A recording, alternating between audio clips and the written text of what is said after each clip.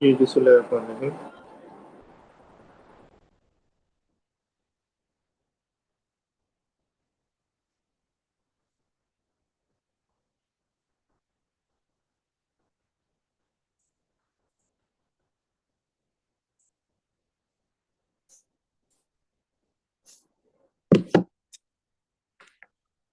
তো আজকে আমরা পড়বো হচ্ছে গারার। ঠিক আছে, গারার হচ্ছে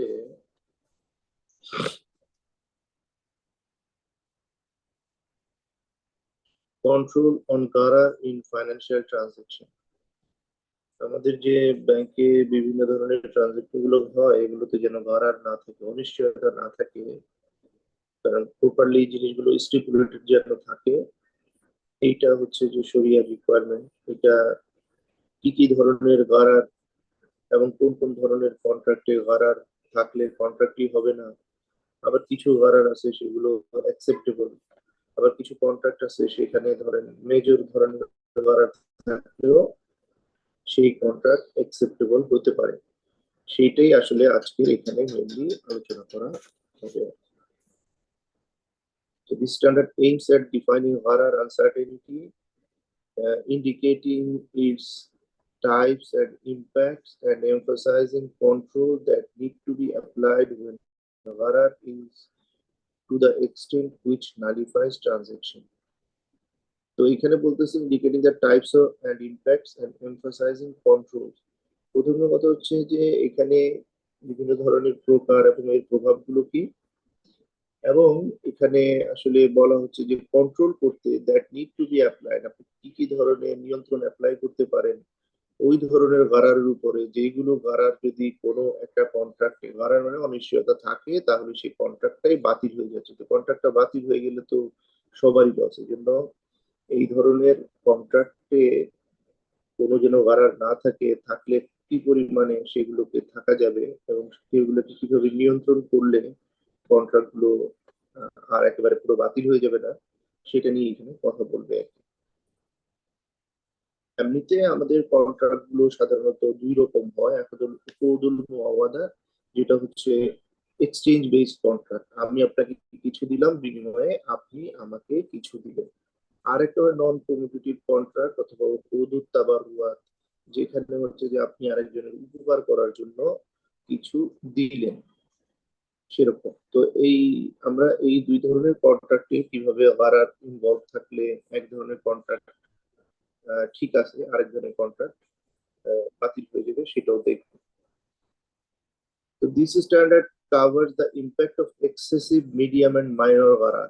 গারারকে তিন ভাগে ভাগ করা হয়েছে: গারার আল ফাহিশ, গারার এই মুতাওয়াসসাত, তারপরে গারার এই যে মাইনর, একেবারে খুবই অল্প পরিমাণ গারার যেটা, এইটা আমান এরকম ভাই, গারার সাউন্ডটা একটু বাড়ানো যায়?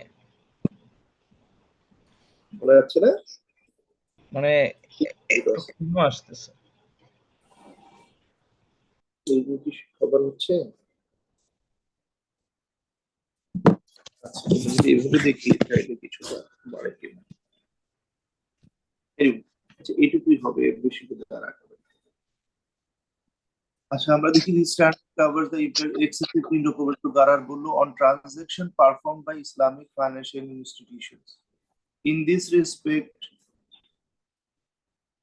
the standard will set out the Sharia rulings pertaining to the case when Gharar is involved in exchange-based contract, commutative contract. এই যে বললাম যেখানে হচ্ছে যে বিনিময় হয়, যেমন কেনা বেচা করা, ভাড়া দেয়া, এরকম টাইপের যে কন্ট্রাক্ট গুলো হচ্ছে সালাম ইসতিসনা, এগুলোতে গারারের ইম্প্যাক্টটা কি, ইনক্লুডিং পার্টনারশিপ এন্ড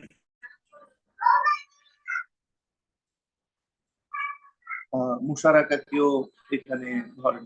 এটা তো এক্সচেঞ্জ বেসিক কন্ট্রাক্ট, আপনি টাকা দিচ্ছেন, বিনিময়ে প্রফিট পাবেন।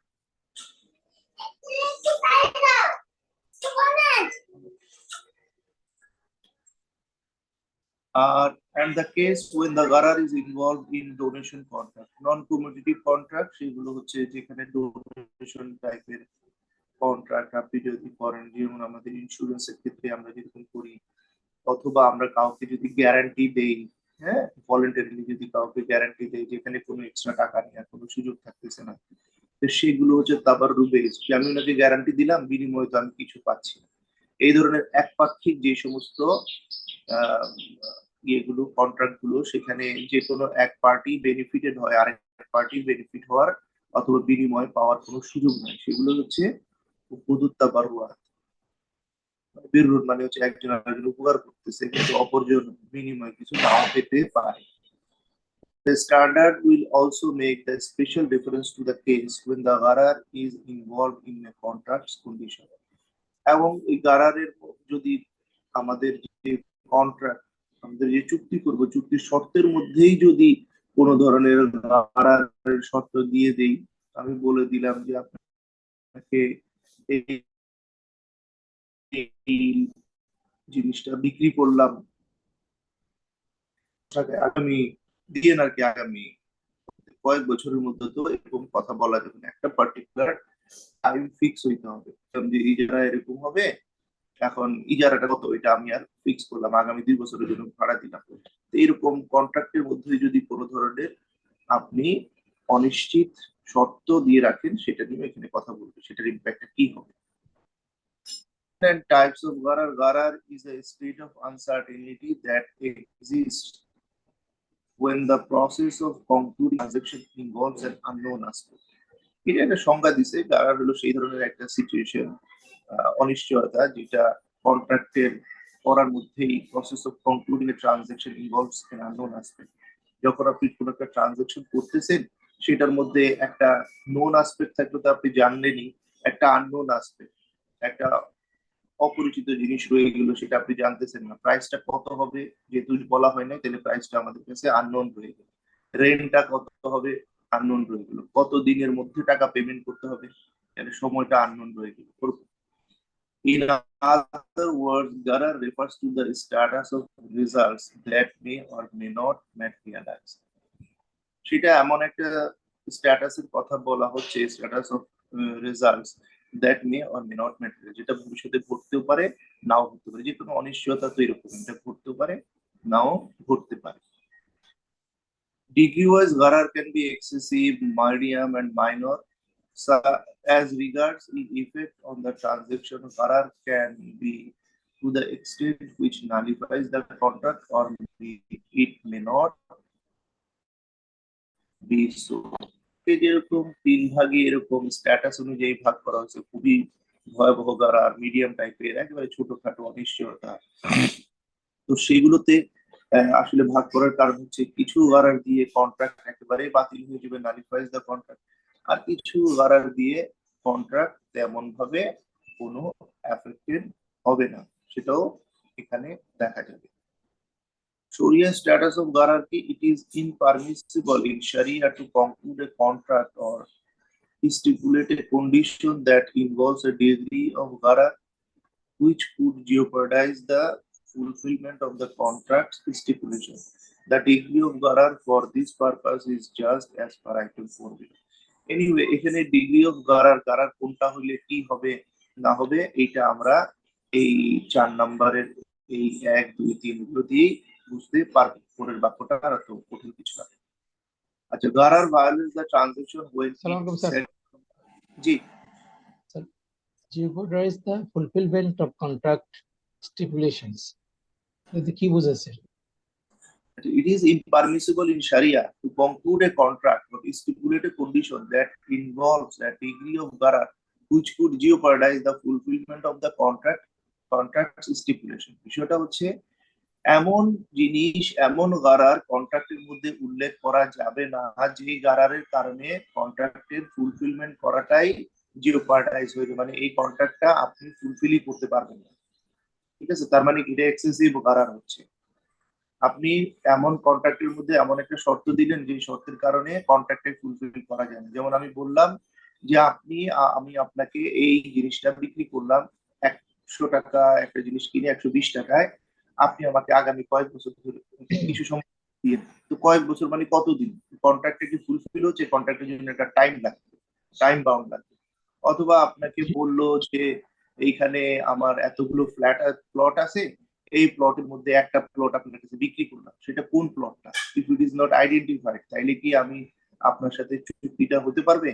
সেরকম যে চুক্তির মধ্যে এমন একটা গারারের এলিমেন্ট থাকলো, শর্ত দিয়ে দিলেন যে শর্তের কারণে চুক্তিটাই প্রতিপালন করা সম্ভব হচ্ছে না, সেটাই বলতে চাইছি। জিওপোটাইজ মানে যেটা প্রতিবন্ধকতা, তাই না স্যার? হ্যাঁ, জিওপোটাইজ মানে ফুলফিলমেন্ট অফ দ্য কন্ট্রাক্ট স্টিপুলেশন, মানে যে কন্ট্রাক্টটা বলা হয়েছে এই কন্ট্রাক্টটাকে আর প্রতিপালন করা যাচ্ছে না, এটাই বলতে চাইছি। Gharar violates the transaction when it satisfies the following four conditions. গারারের কারণে ট্রানজাকশন বাতিল হয়ে যাবে যদি নিচের চারটি হুকুমের মধ্যে পাওয়া যায়। If it involves an exchange based contract or any contract of that nature, তাহলে গারারের মাধ্যমে যদি আমার কন্ট্রাক্টটা বাতিল হয়ে যাইতে হয়, তাহলে আমাকে কি করতে হবে? চারটি জিনিস চেক করতে হবে এই কন্ট্রাক্টটা কি এই চারটা শর্ত পরিপালন করে কিনা। এক নম্বর হচ্ছে কন্ট্রাক্টটা হইতে হবে এক্সচেঞ্জ বেসড কন্ট্রাক্ট, অথবা ওরকম টাইপের, যে বললাম বাই সেল, ইজারা, মুতারাকা, মুদারাবা, এরকম টাইপের কন্ট্রাক্টে, যেমন মুদারাবা কন্ট্রাক্টে আমরা কোনো ধরনের প্রফিট শেয়ারিং রেশিও ফিক্স করলাম। তো তাহলে প্রথম কথা হচ্ছে এক্সচেঞ্জ বেসড কন্ট্রাক্ট যদি হয় সেখানে গারার হইলে এটার সমস্যা আছে। If it is in excessive in degree, এখন কোন ধরনের গারার হতে হবে? এক্সচেঞ্জ বেসড কন্ট্রাক্টে গারারটা কি আমাদের খুব অর্ডিনারি গারার, মাইনর গারার, মিডিয়াম গারার, না এক্সেসিভ? যে কোনো একটা চুক্তিতে গারার থাকে। যেমন আপনি যদি বলেন যে আপনার এক্সচেঞ্জ বেসড কন্ট্রাক্ট ইজারার মধ্যে, আপনি তো ইজারা বললেন আগামী 5 বছর পর্যন্ত ইজারা দিলেন, তো 5 বছরের জায়গায় যদি 5 বছর 10 মাস ব্যবহার করে তাহলে কি সমস্যা হবে? তখন ইজারা হয়তো বাড়ায় দিবেন। একটা টাইমের একটা আনসার্টেনিটি কিছুটা তো থাকতেছে, but that is very minimum. কিন্তু শুরুতেই আপনি ইজারার কোনো টার্ম ফিক্স করলেন না, এর রেন্টাল ফিক্স করলেন না, তাহলে সেটা এক্সেসিভ। তার মানে প্রথমে এক্সচেঞ্জ বেসড কন্ট্রাক্ট কিনা চেক করতে হবে। এক্সচেঞ্জ বেসড কন্ট্রাক্ট হলে সেইটার মধ্যে গারারের যে স্ট্যাটাসটা কি ভয়াবহ গারার, গারার আল ফাহিশ কিনা, এক্সেসিভ গারার কিনা, সেটাও দেখলাম। If it relates to the primary subject matter of the contract, কন্ট্রাক্টের প্রাইমারি সাবজেক্ট ম্যাটারের মধ্যে গারার হচ্ছে কিনা, এটা আমরা বলতেছি কি, if it is not justified by Sharia recognizable necessity. 3 নম্বর কি বলছে? If it relates to primary subject matter of the contract. Primary subject matter of the contract মানে হচ্ছে চুক্তির যে মূল বিষয়বস্তু সেটার মধ্যে কি গারার হচ্ছে কি না। চুক্তির বিষয়বস্তুর মধ্যে গারার হওয়া আর অর্ডিনারি গারার হওয়ার মধ্যে পার্থক্য হচ্ছে এরকম, যেমন ধরেন আপনি কোনো একটি জিনিস এক্সিস্ট করে না, অথবা একটা জিনিস হারাই গেছে, আপনার আপনার গাড়িটা হারাই গেছে, খুঁজে পাচ্ছেন না, চোর নিয়ে গেছে। এখন সেই গাড়িটা কি আপনি আমার কাছে বিক্রি করতে পারবেন? সেই গাড়িটা আপনি আমার কাছে বিক্রি করতে পারবেন না, কারণ যেই জিনিস আপনার পজিশনে নাই, যে জিনিস প্রাপ্তি নিশ্চিত নয়, দেখা যাচ্ছে না, সেই জিনিস তো আপনি আমার কাছে বিক্রি করতে পারবেন না, তাহলে এই চুক্তি হবে না। কিন্তু ধরেন আপনি আমাকে 1 লক্ষ টাকা লোন দিলেন, অথবা আমি আপনাকে 1 লক্ষ টাকা লোন দিলাম। 1 লক্ষ টাকা লোন দেওয়ার বিনিময়ে আপনি বললেন যে আগামী 1 বছরের মধ্যে টাকাটা আমাকে ফেরত দিবেন। তো ফেরত দেওয়ার জন্য আমি যেটা শর্ত হিসেবে বললাম যে আপনার যে গাড়িটা হারাই গেছে সেই গাড়িটা যদি এর মধ্যে ফেরত পাওয়া যায় তাহলে এইটা আমার মর্টগেজ হিসেবে থাকবে। 1 বছরের মধ্যে যদি টাকা না ফেরত দেন, কোনো কারণে যদি হারানো গাড়িটা ফেরত পাওয়া যায়, তাহলে সেটা আমার মর্টগেজ প্রপার্টি হিসেবে থাকবে। তো আপনার সাথে আমার প্রথম যে চুক্তি, সেই মেইন চুক্তির বাইরে এটা হলো যে অ্যানসিলিয়ারি চুক্তি, যে আপনার যদি এই গাড়িটা যেটা হারাই গেছে এই গাড়িটা বেচা বিক্রি হবে না, কিন্তু এই গাড়িটা কারো কাছে আপনি মর্টগেজ করতে পারেন।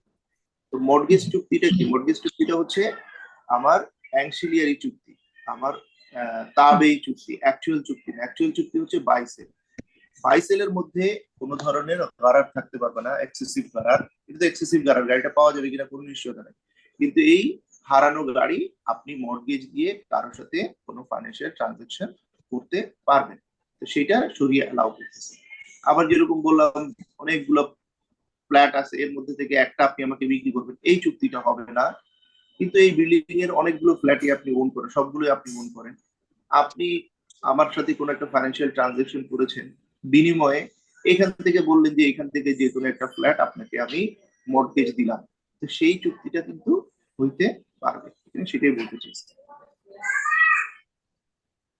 ইফ ইট ইজ নট, আচ্ছা চতুর্থ নাম্বার হচ্ছে অনেক সময় গারার আপনাকে হয়তো অ্যাকসেপ্ট করতে হইতে পারে, খুব বিপদে পড়ছেন, ঝামেলার মধ্যে পড়ে গেছেন, এখন এছাড়া কোনো উপায় নাই, ঠিক আছে, কিন্তু সেটা শরিয়া সেটাকে বুঝতে হবে, শরিয়া আপনার এই নেসেসিটিটাকে জাস্টিফাই করে কিনা। এখন যদি নেসেসিটি এমন পর্যায়ের হয় যেটা শরিয়া রেকগনাইজ, ঠিক আছে, এটা না করলে আপনার আর্থিক অবস্থা খারাপ হয়ে যাবে, আপনি ঝামেলায় পড়ে যাবেন, কোন একটা সমস্যার সৃষ্টি হয়ে যাবে, সেই ধরনের যদি ইস্যু হয় তাহলে এক্সেসিভ গারার সহ আপনি একটা কন্ট্রাক্ট করতে পারেন। কিন্তু যদি সেটা না হয়, if it is not justified by শরিয়া রেকগনাইজেবল নেসেসিটি, শরিয়া রেকগনাইজ করে না, এই ধরনের যদি ইস্যু থাকে, তাহলেও এই গারারের মাধ্যমে আপনার কন্ট্রাক্টটা হবে না। তো মোটামুটি এই চারটা জিনিস যদি কোনো চুক্তির মধ্যে থাকে, তাহলে সেই চুক্তি গারারের মাধ্যমে বাতিল হয়ে যাওয়ার কথা আর কি। এখন আমরা এই যদি নাম্বারটা স্যার, এখানে এ নাম্বারটা এক্সচেঞ্জ বেসড কন্ট্রাক্ট, এটা একটু বুঝাই বলবেন? এক্সচেঞ্জ বেস কন্ট্রাক্ট হচ্ছে যেই কন্ট্রাক্টের বিনিময়ে এক্সচেঞ্জ হয়, আমি আপনাকে কিছু দিলাম, আপনি আমাকে কিছু দিলেন, যেমন আমি আপনার কাছ থেকে একটা মোটরসাইকেল বিক্রি করলাম 1,20,000 টাকা, তো আমি আপনাকে মোটরসাইকেলটা বিক্রি করেছি 1,20,000, আপনি আমাকে 1,20,000 টাকা পেমেন্ট করবেন আগামী 6 মাসে, তাহলে আপনি পেলেন মোটরসাইকেল, আমি পেলাম টাকা। আমি আপনাকে আমার গাড়িটা ভাড়া দিয়েছি 1 বছরের জন্য প্রতি মাসে 5,000 টাকা করে, আপনি পাইলেন গাড়ির ইউজ ফ্র্যাট, আমি পাইলাম বিনিময় ভাড়া, এগুলো হচ্ছে এক্সচেঞ্জ বেস কন্ট্রাক্ট। মোশারাকা, আমি আপনার সাথে দুজন মিলে আমরা ব্যবসা করতেছি, ব্যবসাতে আমি আপনাকে টাকা দিলাম, এই ব্যবসা থেকে যদি প্রফিট হয় বিনিময়ে আপনি আমাকে কিছু দিবেন, লস হইলে আমাকে লস দিবেন, এইগুলো হচ্ছে এক্সচেঞ্জ বেস কন্ট্রাক্ট।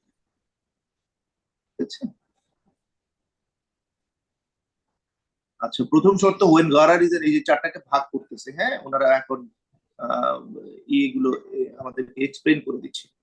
ওয়েন গারার is in exchange base contract or similar contract, exchange base contract কি, this includes for exchange, sale, lease, partnership contract, এই যে বললাম না এতক্ষণে, বাই সেল, মোরাবাহা করলেন, লিজ করলেন, ইজারা করলেন, পার্টনারশিপ, মুশারাকা করলেন, whereas Gharar does not affect donation contracts such as gift and meat contract. Donation based কন্ট্রাক্টকে গারার এফেক্ট করে না। যেমন ধরেন আপনি কাউকে চুক্তি করলেন যে আমি তোমাকে আমার কোনো একটা ধরেন যে সেদিন যদি আমি কোনো একটা, তুমি এই স্কুল থেকে এরকম যদি ভালো রেজাল্ট করো, তাহলে আমি তোমাকে একটা গিফট দিব, এই গিফটটা কি আপনি আইডেন্টিফাই করবেন। অথবা আপনি কাউকে একটা উইল করছেন যে এরকম, যে সে যদি, আমি যদি মারা যাই তাহলে আমার সম্পত্তি থেকে কিছু অংশ ওকে দিবা, তো কিছু অংশটা কতটুকু সেই লোকটাকে এটা ডিসাইড করবেন, তো সেই লোক তো এটার মাধ্যমে বেনিফিট হচ্ছে, আপনি দিতে চাইছেন, অপরপক্ষ আপনাকে তো বিনিময়ে কিছু দিচ্ছে না, গিফটের বিনিময়ে আপনাকে কিছু দিচ্ছে, কোনো টাকা দিচ্ছে না, অথবা সে উইলের বিনিময়ে যে সে কিছু জিনিস, ওয়াসিয়াত, উইল মানে হচ্ছে ওয়াসিয়াত, ওয়াসিয়াতের বিনিময়ে আমি তো কিছু পাচ্ছি না, আপনি আমার কাছ থেকে কিছু জিনিস পাবেন, সুতরাং আপনি যেহেতু অল্প হোক বিস্তর হোক কিছু একটা বেনিফিটেড হবেন, বিনিময়ে অপর পার্টি কিছুই পাবে না, সেই জন্য এগুলো ডোনেশন বেসড কন্ট্রাক্ট। ডোনেশন মানে কি, যেমন আমরা স্কুলে ডোনেশন দেই অথবা মাদ্রাসায় ডোনেশন দেই, ডোনেশন কি আমি তো দিয়ে দিলাম, বিনিময়ে আমি কিছু পাচ্ছি না, সুতরাং ডোনেশন বেসড কন্ট্রাক্টে গারার থাকলে সমস্যা নাই। ডোনেশন ছাড়া যদি এগুলো এক্সচেঞ্জ বেসড কন্ট্রাক্ট হয়, সেখানেই গারার ট্রাবল তৈরি করতেছে। In an exchange-based contract, guarant can be either in the form or subject matter of the contract. ফর্মে হইতে পারে অথবা subject matter of the contract হইতে পারে। ফর্ম মানে হচ্ছে কন্ট্রাক্টটাকে আপনি কিভাবে স্ট্রাকচারিং করছেন সেটার উপরে, সাবজেক্ট ম্যাটার হলো যে বিষয়বস্তুটা রয়েছে সেইটা। এখন ধরেন এখানে হইতে পারে আপনি বলছেন এটা ইজারা, ঠিক আছে, ইজারা বলে কিন্তু বাইসেল করতেছেন, যেমন বললেন যে আমি আপনাকে এই জিনিসটা বিক্রি করলাম, তো এই জিনিসটা যদি আমি বিক্রি করি, তো বিক্রি করলে এটা হলো যে একটা প্রাইস ফিক্স হয়ে যাবে, 100 টাকার জিনিস আমি কিনে 110 টাকা আপনাকে, যেমন আমার মোটরসাইকেলটা আমি আপনাকে বিক্রি করলাম, এইটা হইতে পারে 1 বছরের জন্য, তো এখন 1 বছরের জন্য আমি আপনাকে বিক্রি করছি 1,20,000, তো আপনি আমাকে 1 বছরের মধ্যে ফেরত দিবেন। পরে আমি বললাম যে না, যদি কোনো কারণে আপনি যদি ফেরত দিতে না পারেন, দেখা গেলো যে আপনি পেমেন্ট করতে পারতেছেন না, তখন এটাকে ইজারাতে কনভার্ট করে দিবেন। কারণ হয় কি, ভাড়া হইলে তো একটু কম হয়, মোটরসাইকেল 1 লক্ষ টাকার মোটরসাইকেল বিক্রি করছে 1,20,000 টাকায়, তাহলে 1,20,000 টাকা প্রতি মাসে 10,000 টাকা করে দিয়ে আপনার জন্য কষ্টের। আমি বললাম যে যদি না পারেন তখন এটা আমি ইজারাতে কনভার্ট করে দিব, প্রতি মাসে 2-3 হাজার টাকা ইজারা দিলেই চলবে। তো এইটা কি হবে? কন্ট্রাক্টের মধ্যে এটা তো কনক্লুডেড হইতে হবে, এটা সেল না ইজারা, যে কোনো একটা। আবার হইতে পারে যে মালামালের মধ্যে বললাম, ওই যে বললাম আমি আমার এই বিল্ডিং এর মধ্যে এতগুলো ফ্ল্যাট আছে, অথবা ধরেন একজন মোটরসাইকেল বিক্রেতা, তার অনেকগুলো মোটরসাইকেল আছে, সে বললো যে আমি এখান থেকে একটা মোটরসাইকেল আপনাকে বিক্রি করবো, কোনটা বিক্রি করছেন সেটা ডিসাইড হইতে হবে। যদি সেরকম না করা হয়, এটাই বলে আর কি form and substance, form and subject matter মধ্যে, যেন যে কোনো একটার মধ্যেই যদি গারার হয় তাহলেও কন্ট্রাক্ট হবে। গারার যখন এক্সেসিভ, এক্সেসিভ এর কিছু উদাহরণ তারা এখানে দিয়েছে, এগুলো একটু মনে রাখতে হবে। গারার is excessive when it becomes a dominating and distinctive aspect of the contract, মানে এটা খুবই একেবারে প্রণিধানযোগ্য এবং খুবই প্রমিনেন্ট একটা বিষয় হয়ে দাঁড়াইছে এই কন্ট্রাক্টের মধ্যে, and is capable of leading to dispute, এবং এর কারণে চরম ধরনের বিতর্কের সৃষ্টি হইতে পারে। However, assessment of Gharar for such purpose could differ according to place and time. এখন গারারটা কেমন, এটা আসলে ডিপেন্ড করবে কোন জায়গায় এবং কোন সময়ের সাথে সম্পর্কিত এইটা। কারণ কোন এলাকায় একটা গারার, আপনি বলতেছেন এটা গারার, ওই এলাকার মানুষ হয়তো ওইভাবেই প্র্যাকটিস করে, সেটার জন্য এটা গারার না। has to be determined in the light of normal practice, এটা ওই এলাকার উর্ফের সাথে ডিটারমাইন্ড হইতে হবে। আমার আজকে ঢাকা শহরে যেটাকে কাস্টম ধরতেছে, গ্রামে হয়তো বা ওগুলো ওরকম কাস্টম না। আমরা যদি একটা এক্সাম্পল দেখি, এক্সাম্পল অফ এক্সেসিভ গারার include selling of fruit before production.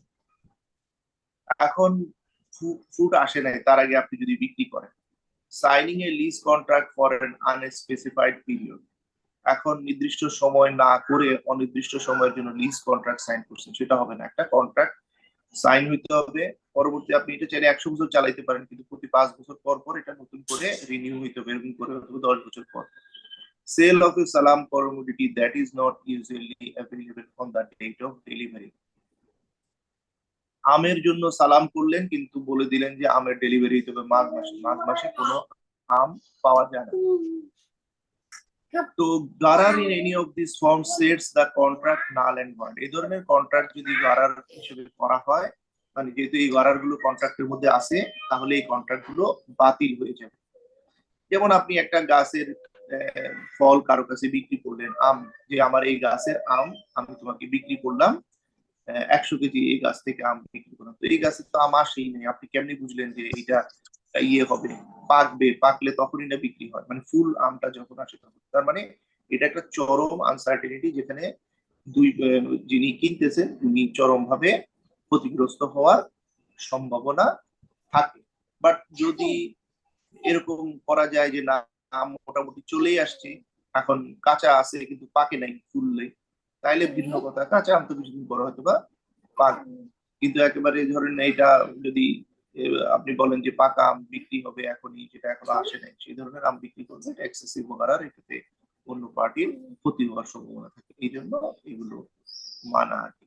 আর উর্ফে যেটা আমরা বললাম, যেমন গ্রামে গঞ্জে অনেক সময় যেটা করে, পাট বিক্রেতারা যেরকম পাট বিক্রি করে, তো পাটের এখানে ইয়ে করা আছে, একদম ধরেন একটা জায়গায় রাখা রাখা আছে, তো প্রতিটা পাটের ধরেন যেই একটা বেনির মতো করে রাখা আছে, ওটা ধরেন প্রতিটাতে 20 কেজি করে সে হয়তো বা এরকম আন্দাজ করে রাখছে। তো কেউ বিক্রি করলে টাকা দিলে 20 কেজি সমান করে যে ওখান থেকে ওটা নিয়ে নেয়, তো ওখান থেকে ওটা নিয়ে নিলে এটা বলতেছে না যে এটা কি ডান পাশেরটা নিবে না বাম পাশেরটা নিবে না মধ্যেরটা নিবে, যেহেতু প্রতিটা মোটামুটি একই রকম, তো সেটা ওই এলাকার উর্ফ, এখানে যেহেতু আর মেপে বিক্রি করে না, এটা হাতের আন্দাজে বিক্রি করে, তো যে কেউ নিয়ে নিতে পারে, ওজনে তো কম বেশি হইতেই পারে, বাট সেটা ওই এলাকার প্র্যাকটিস, এলাকার মানুষ এটাতে অভ্যস্ত, এটাতে কোনো সমস্যা হয় না। আগে যেরকম মানুষ ধান গ্রামে বিক্রি করতো বড় একটা এই ধরেন পাত্রের মধ্যে মেপে, হ্যাঁ, ওজন করে না, যদি বাটখারা দিয়ে ওজন করে বিক্রি করতো না, 1 কেজি এলা বাটখারা 2 কেজি এলা বাটখারা, ওরকম না। তো সেটা সেই এলাকার, সেই জিনিস যদি ঢাকায় শহরে এনে বিক্রি করে মানুষের জন্য, তো মাথা খারাপ করবে। তো সুতরাং সেটা ঢাকায় করা যাবে না, আবার ঢাকাটা গ্রামে করলে হয়তো চলবে, কিন্তু গ্রামে যেটা আছে এটা ঠিক আছে গ্রামের জন্য। কিন্তু ঢাকার কেউ যায় যদি তার মনে করে যে এটা ভুল, তাহলে ঠিক না। ওই যেখানে ওই এলাকার প্র্যাকটিস যেটা, সেই অনুযায়ী আসলে এটা করলে প্রপার আছে আর কি, ওরকম এটা ডিসাইড করতে হবে। কারোর জন্য মনে হচ্ছে যে এটা অনেক বড় গাড়া, কিন্তু ওই এলাকার জন্য এটা প্রপার। আচ্ছা, মাইনর গারার ইজ দ্য ডিগ্রি অফ গারার that contract should hardly avoid. মানে যেটা আসলে এমন একটা গারার যেটা এই কন্ট্রাক্টের সাথে থাকে, চাইলেও তো এটা পুরোটা বাদ দেওয়া যাইতেছে না, কোনোভাবে এটা অ্যাভয়েড করা যাবে না। And is not sufficient to generate dispute, এবং এই কারণে ডিসপিউটও ওরকম হয় না। This includes transactions like sale of a house to a buyer who has not seen its foundation. এটা হচ্ছে যেমন ফ্ল্যাট গুলো আমরা কিনি, ফ্ল্যাট যখন কিনতেছি তো অরিজিনালি যে কোনো জিনিস তো দেখে টেকে কেনার কথা, তো বাড়িটা কেমন করে উঠছে এটা তো আমি আর দেখি নাই, এটা কি পাইলিং প্রপারলি করছে কি করে নাই, অথবা ফাউন্ডেশনে কি দিছে না দিছে এগুলো তো আমরা জানি না। বলছে ভালো রড দিছে, এখন সেটা ডিএসআরএম এর রড না দিয়ে আর ওই স্টিলে দিয়ে দিচ্ছে কিনা সেটা তো আমরা জানতেছি না। or leasing the house for 1 month while months differ in length. আপনি কাউকে বললেন যে আমি 1 মাসের জন্য ভাড়া দিলাম, এটা কি ফেব্রুয়ারি মাসে হলে তো 28 দিন, আবার জুলাই মাসে হলে 31 দিন, আপনি কয় দিনের জন্য দিচ্ছেন? তো সেটা এখন ক্যালেন্ডার অনুযায়ী যেদিন শেষ হয় সেদিন, এটা ডে অনুযায়ী তো আর ভাড়া দেওয়া হয় না। সুতরাং এই ভাড়া থাকলে কোনো সমস্যা নেই, এটা আসলে এমন ভাড়া এটাতে কোনো পার্টি তেমন ভাবে এফেক্টেড হচ্ছে না, অথবা এটা এমন একটা সিচুয়েশন যেটা অ্যাভয়েড করার কোনো সুযোগ নেই। such type of gharar does not affect the contract.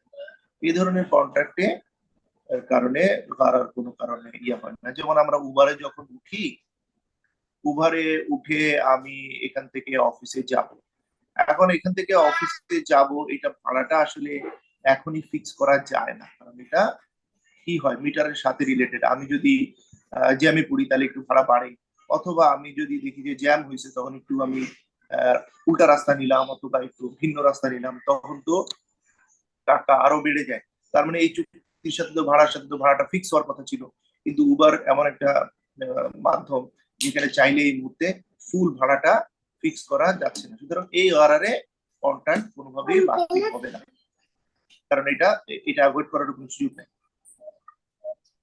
Medium Gharar falls between excessive and minor, and its examples are, এখন এই দুটোর মাঝামাঝি হচ্ছে medium Gharar. Sale of underground commodities or commodities that cannot be known unless broken. আমরা যে mineral বিক্রি করি, এখন ধরেন সরকার কোনো একটি বিদেশি প্রতিষ্ঠানকে চুক্তি দিয়ে দিল যে আমাদের সিলেটে একটা পার্টিকুলার জায়গা, এখানে গ্যাস পাওয়া যাবে, এগুলো তোমার কাছে বিক্রি করবে। এখন এখানে গ্যাস পাওয়া যাবে কি পাওয়া যাবে না, কি পরিমাণ পাওয়া যাবে, এটা তো পুরোপুরি নিশ্চিত না। সেই ধরনের জিনিসপত্র আমরা যদি বিক্রি করি, commodities that cannot be known unless broken. এখন ওই যে ডাব বিক্রি করে, তো ডাব বিক্রি করলে এটার মধ্যে কোনোটা বড়, সবগুলো সাইজ একই দেখা যাচ্ছে, কিন্তু ডাবের মধ্যে পানি কোনোটা তো কম কোনোটা বেশি তো হইতেই পারে, এটা উপায় কি? তো তাহলে তো ডাবের পানি বিক্রি করতে হবে গ্লাস মাইপা, সেটা তো সাধারণত করা হয় না। On leasing of fruit trees, আপনি এখন গাছের মধ্যে ফ্রুট আছে, সেই ধরনের গাছ যদি কাউকে ভাড়া দেন, যে আগামী 10 বছরের জন্য এই গাছগুলো ভাড়া দিচ্ছে, এমনকি গাছ ভাড়া দিচ্ছেন না ফ্রুট সব ভাড়া দিচ্ছেন, এক ধরনের অনিশ্চয়তা তো থাকে। এখানে কথাবার্তা ওঠে অনেক সময় যে এটা কি আমি গাছ ভাড়া নিছি নাকি আমি গাছও ভাড়া নিছি, আমি ফলো ফলো পাবো এর বিনিময়ে।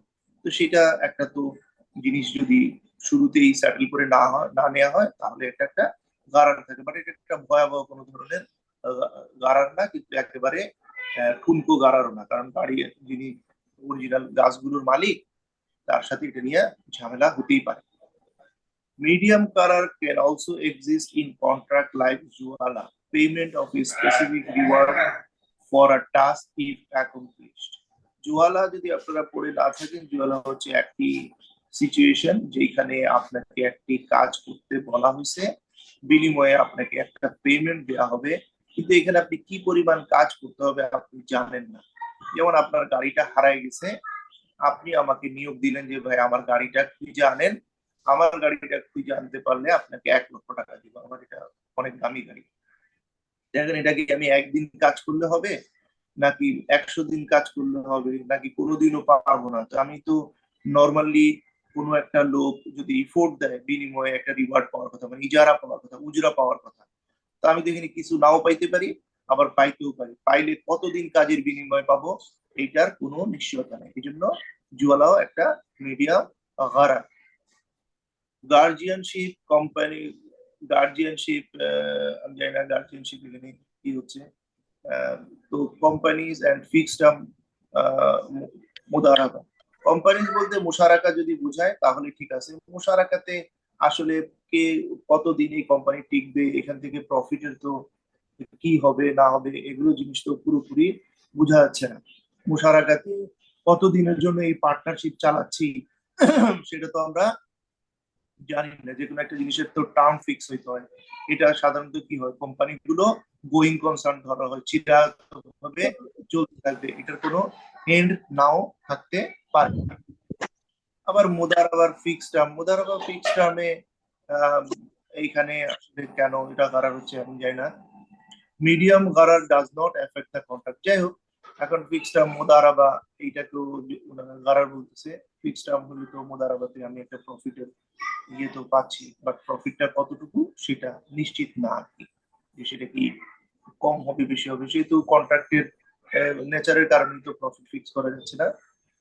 মিডিয়াম গারার does not effect the contract. Main কথা হচ্ছে যে এক্সেসিভ গারারই আমাকে কন্ট্রাক্ট গুলোকে এফেক্ট করে, মাইনর এবং মিডিয়াম গারার কন্ট্রাক্ট গুলোকে এফেক্ট করে না। এই আর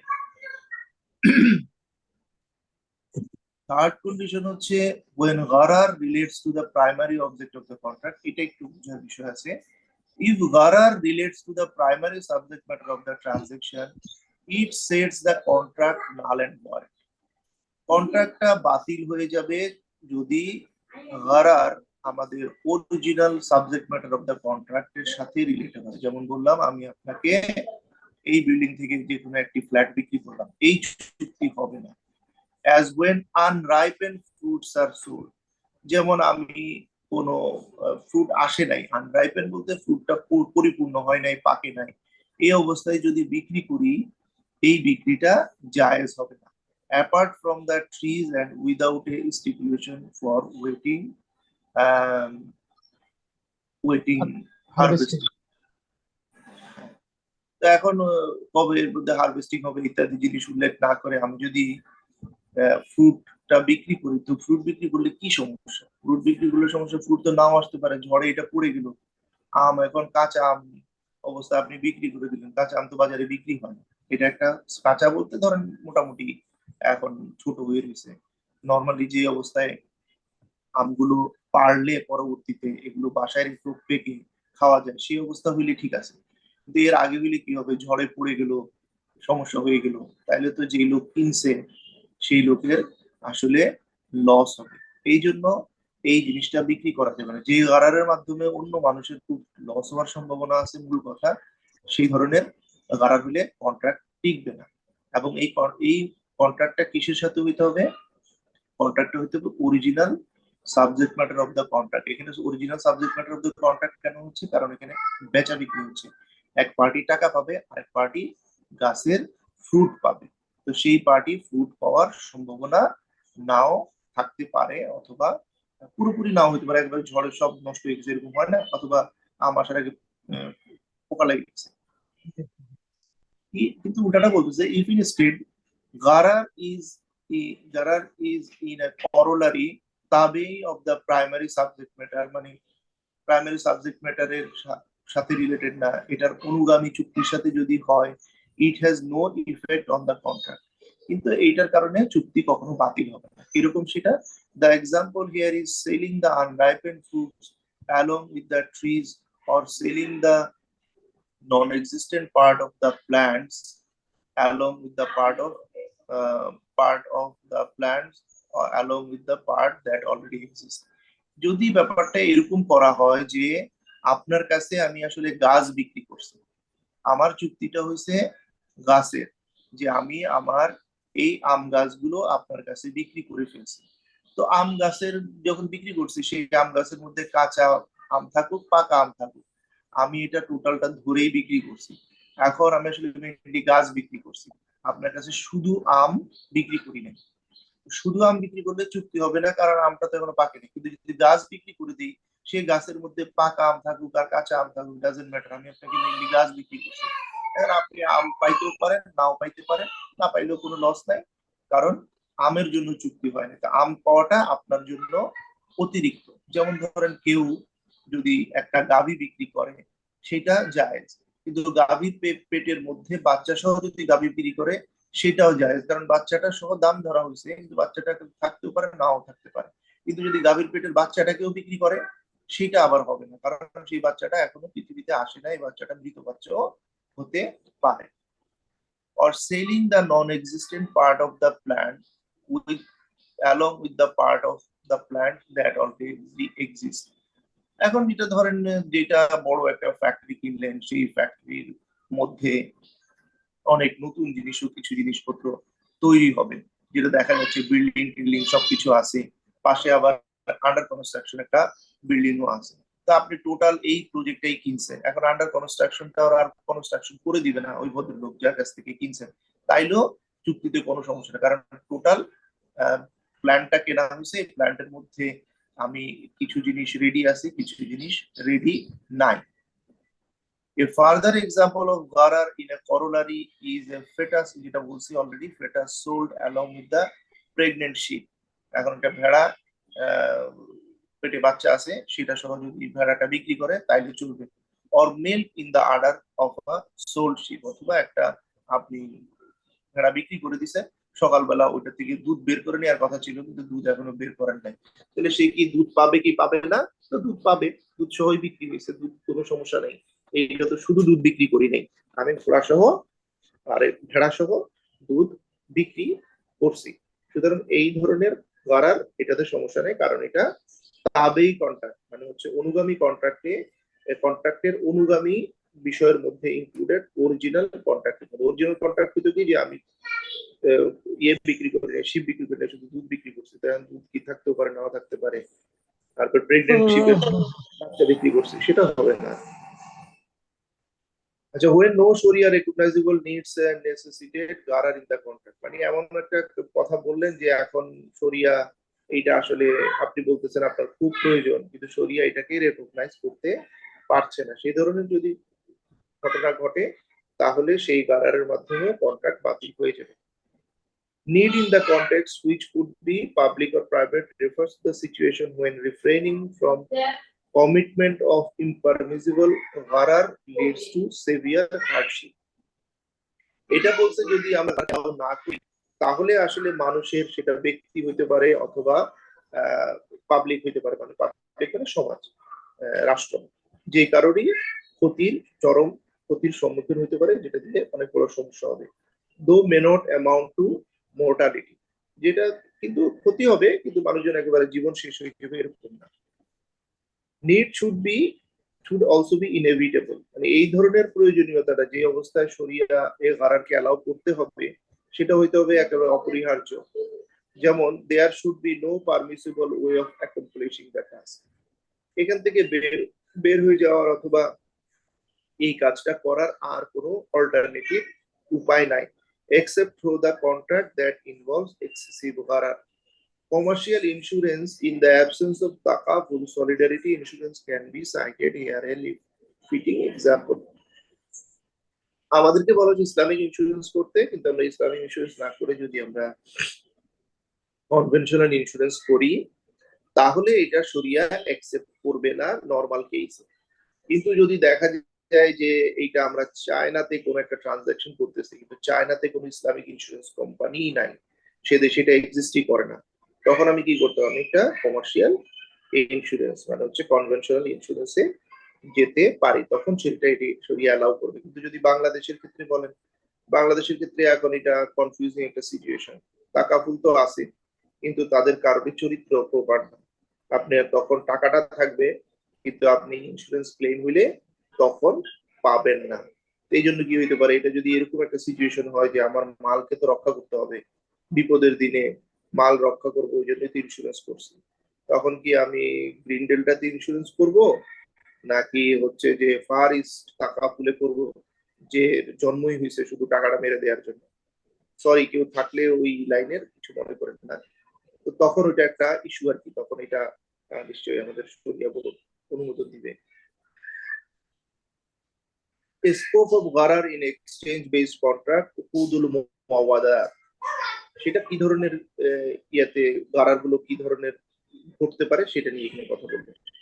গারার in this type of contract could be in the form object or term of the contract. এটা বললাম যে ফর্মের মধ্যে হইতে পারে, অবজেক্টের মধ্যে হইতে পারে। ফর্ম হলো কিভাবে চুক্তিটা করতেছেন, অবজেক্ট হলে যে মাল, আর টার্মস অফ দ্য কন্ট্রাক্ট চুক্তির বিভিন্ন রকমের যে টার্মস এর মধ্যে হইতে পারে, বিভিন্ন ধরনের যে চুক্তি পয়েন্ট গুলো থাকবে এগুলো। এক্সেসিভ গারার in the form of the contract, Gharar is said to be in the form of the contract when it relates to offer and acceptance rather than to the object of the contract.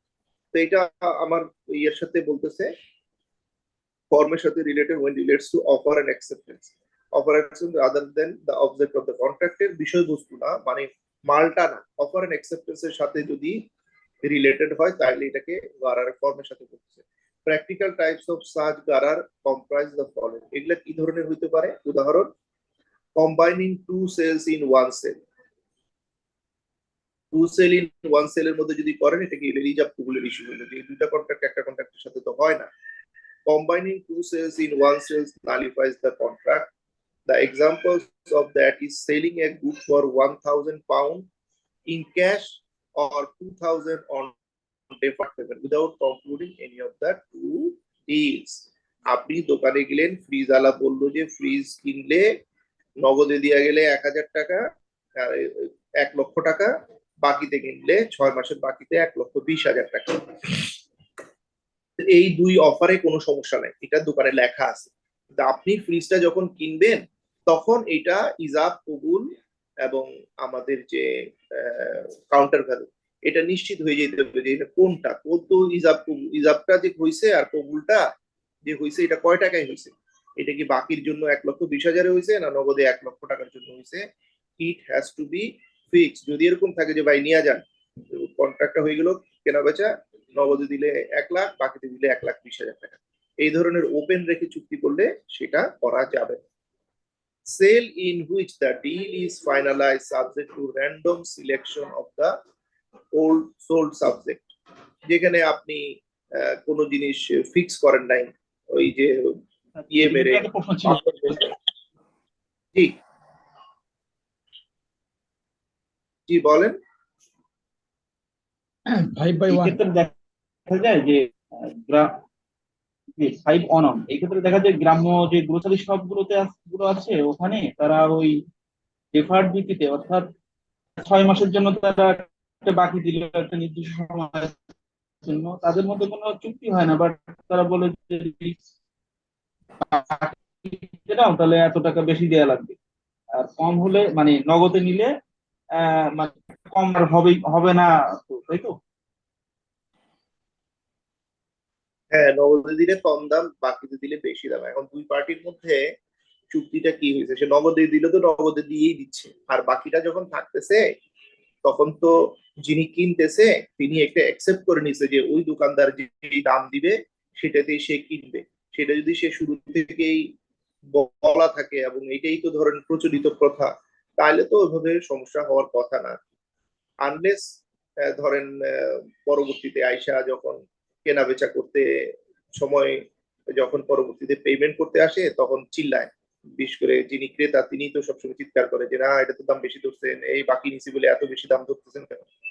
এই ধরনের যদি সে issue করে তাহলে তার শুরু থেকেই অনেক জায়গায় আমরা দেখেছি যখন বাকি খায় তখন ওই বাকি যিনি খাচ্ছে উনি সাথে সাথে জিনিসের মালের দামটা লিখে রাখে। ঠিক আছে, ওই দোকানদার একটা খাতায় ওনার নাম লেখা আছে, লিখে রাখে।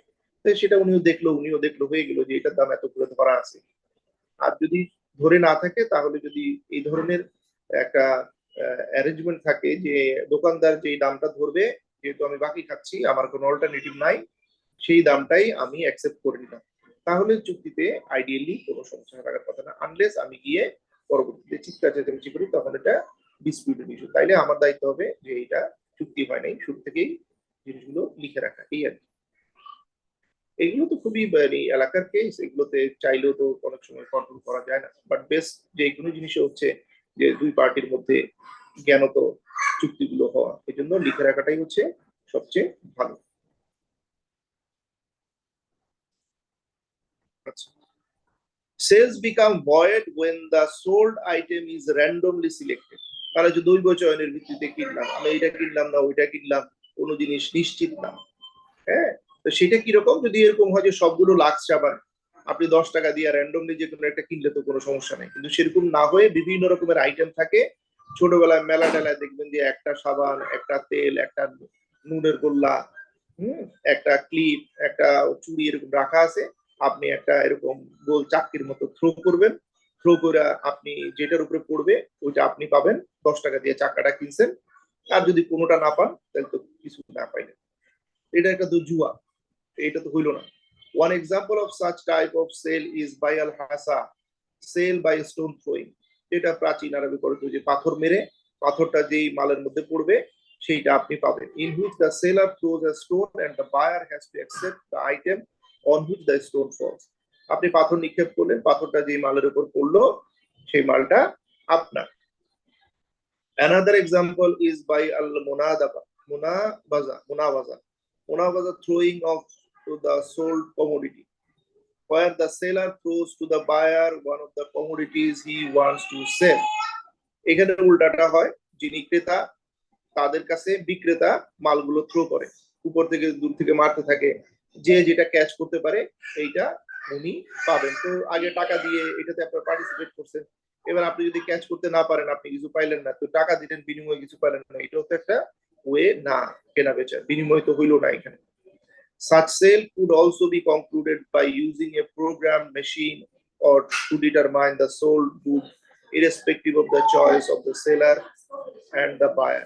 তো এটা আপনি ওই এখনকার দুনিয়াতে তো আর এরকম আগের মতো ওই পাথর মেরে মেরে করা মেশিন মেকানিক ফর্মে নিয়ে আসা হচ্ছে। মেশিন দিয়ে ক্যাসিনোতে আপনি যেরকম করেন, আপনি টাকাটা ধরলেন, টাকাটা যদি আপনার যেই জায়গায় ধরছেন এই জায়গায় পৌঁছায় তাহলে আপনি এত টাকার মাল পাবেন, আর না পাইলে ওনারা পাবে। এটা পুরোটাই তো জুয়া, সুতরাং এটা এগুলো ওয়েতে যদি কেনা বেচা করা হয় এই কেনা বেচাটাও তো জায়েজ হবে না। Gharar in sold or lease subject of the like object and like এরকম gharar which results from ignorance of the essence of the sold commodity nullifies the contract। Gharar which results from ignorance of the essence of the sold commodity, sold commodity ব্যাপার এসেন্সটা মানে বিষয়বস্তুটা কি, মূল বিষয়টা কি, এটা আমি জানি না। এটা পড়ে দেখি কি বলছে, this type of gharar takes place when, for instance, a sale contract is concluded without indicating what the sold commodity is।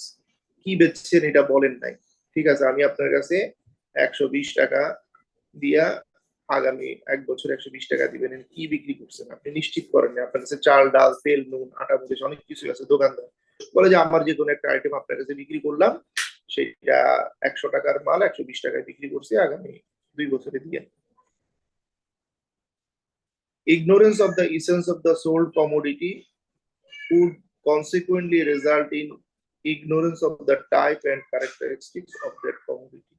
তো যেহেতু মালের আইটেমটাই ফিক্স করা হয় নাই, তো তাইলে সেই মালের কি বৈশিষ্ট্য আছে কি বিষয় আছে এগুলো তো আর নির্ধারণ করা হয় নাই, তাহলে সেটা তো যেহেতু নির্ধারণ করা হয় নাই এর সাথে তো এই কন্ট্রাক্টটা হওয়ার কোনো সম্ভাবনা থাকে না।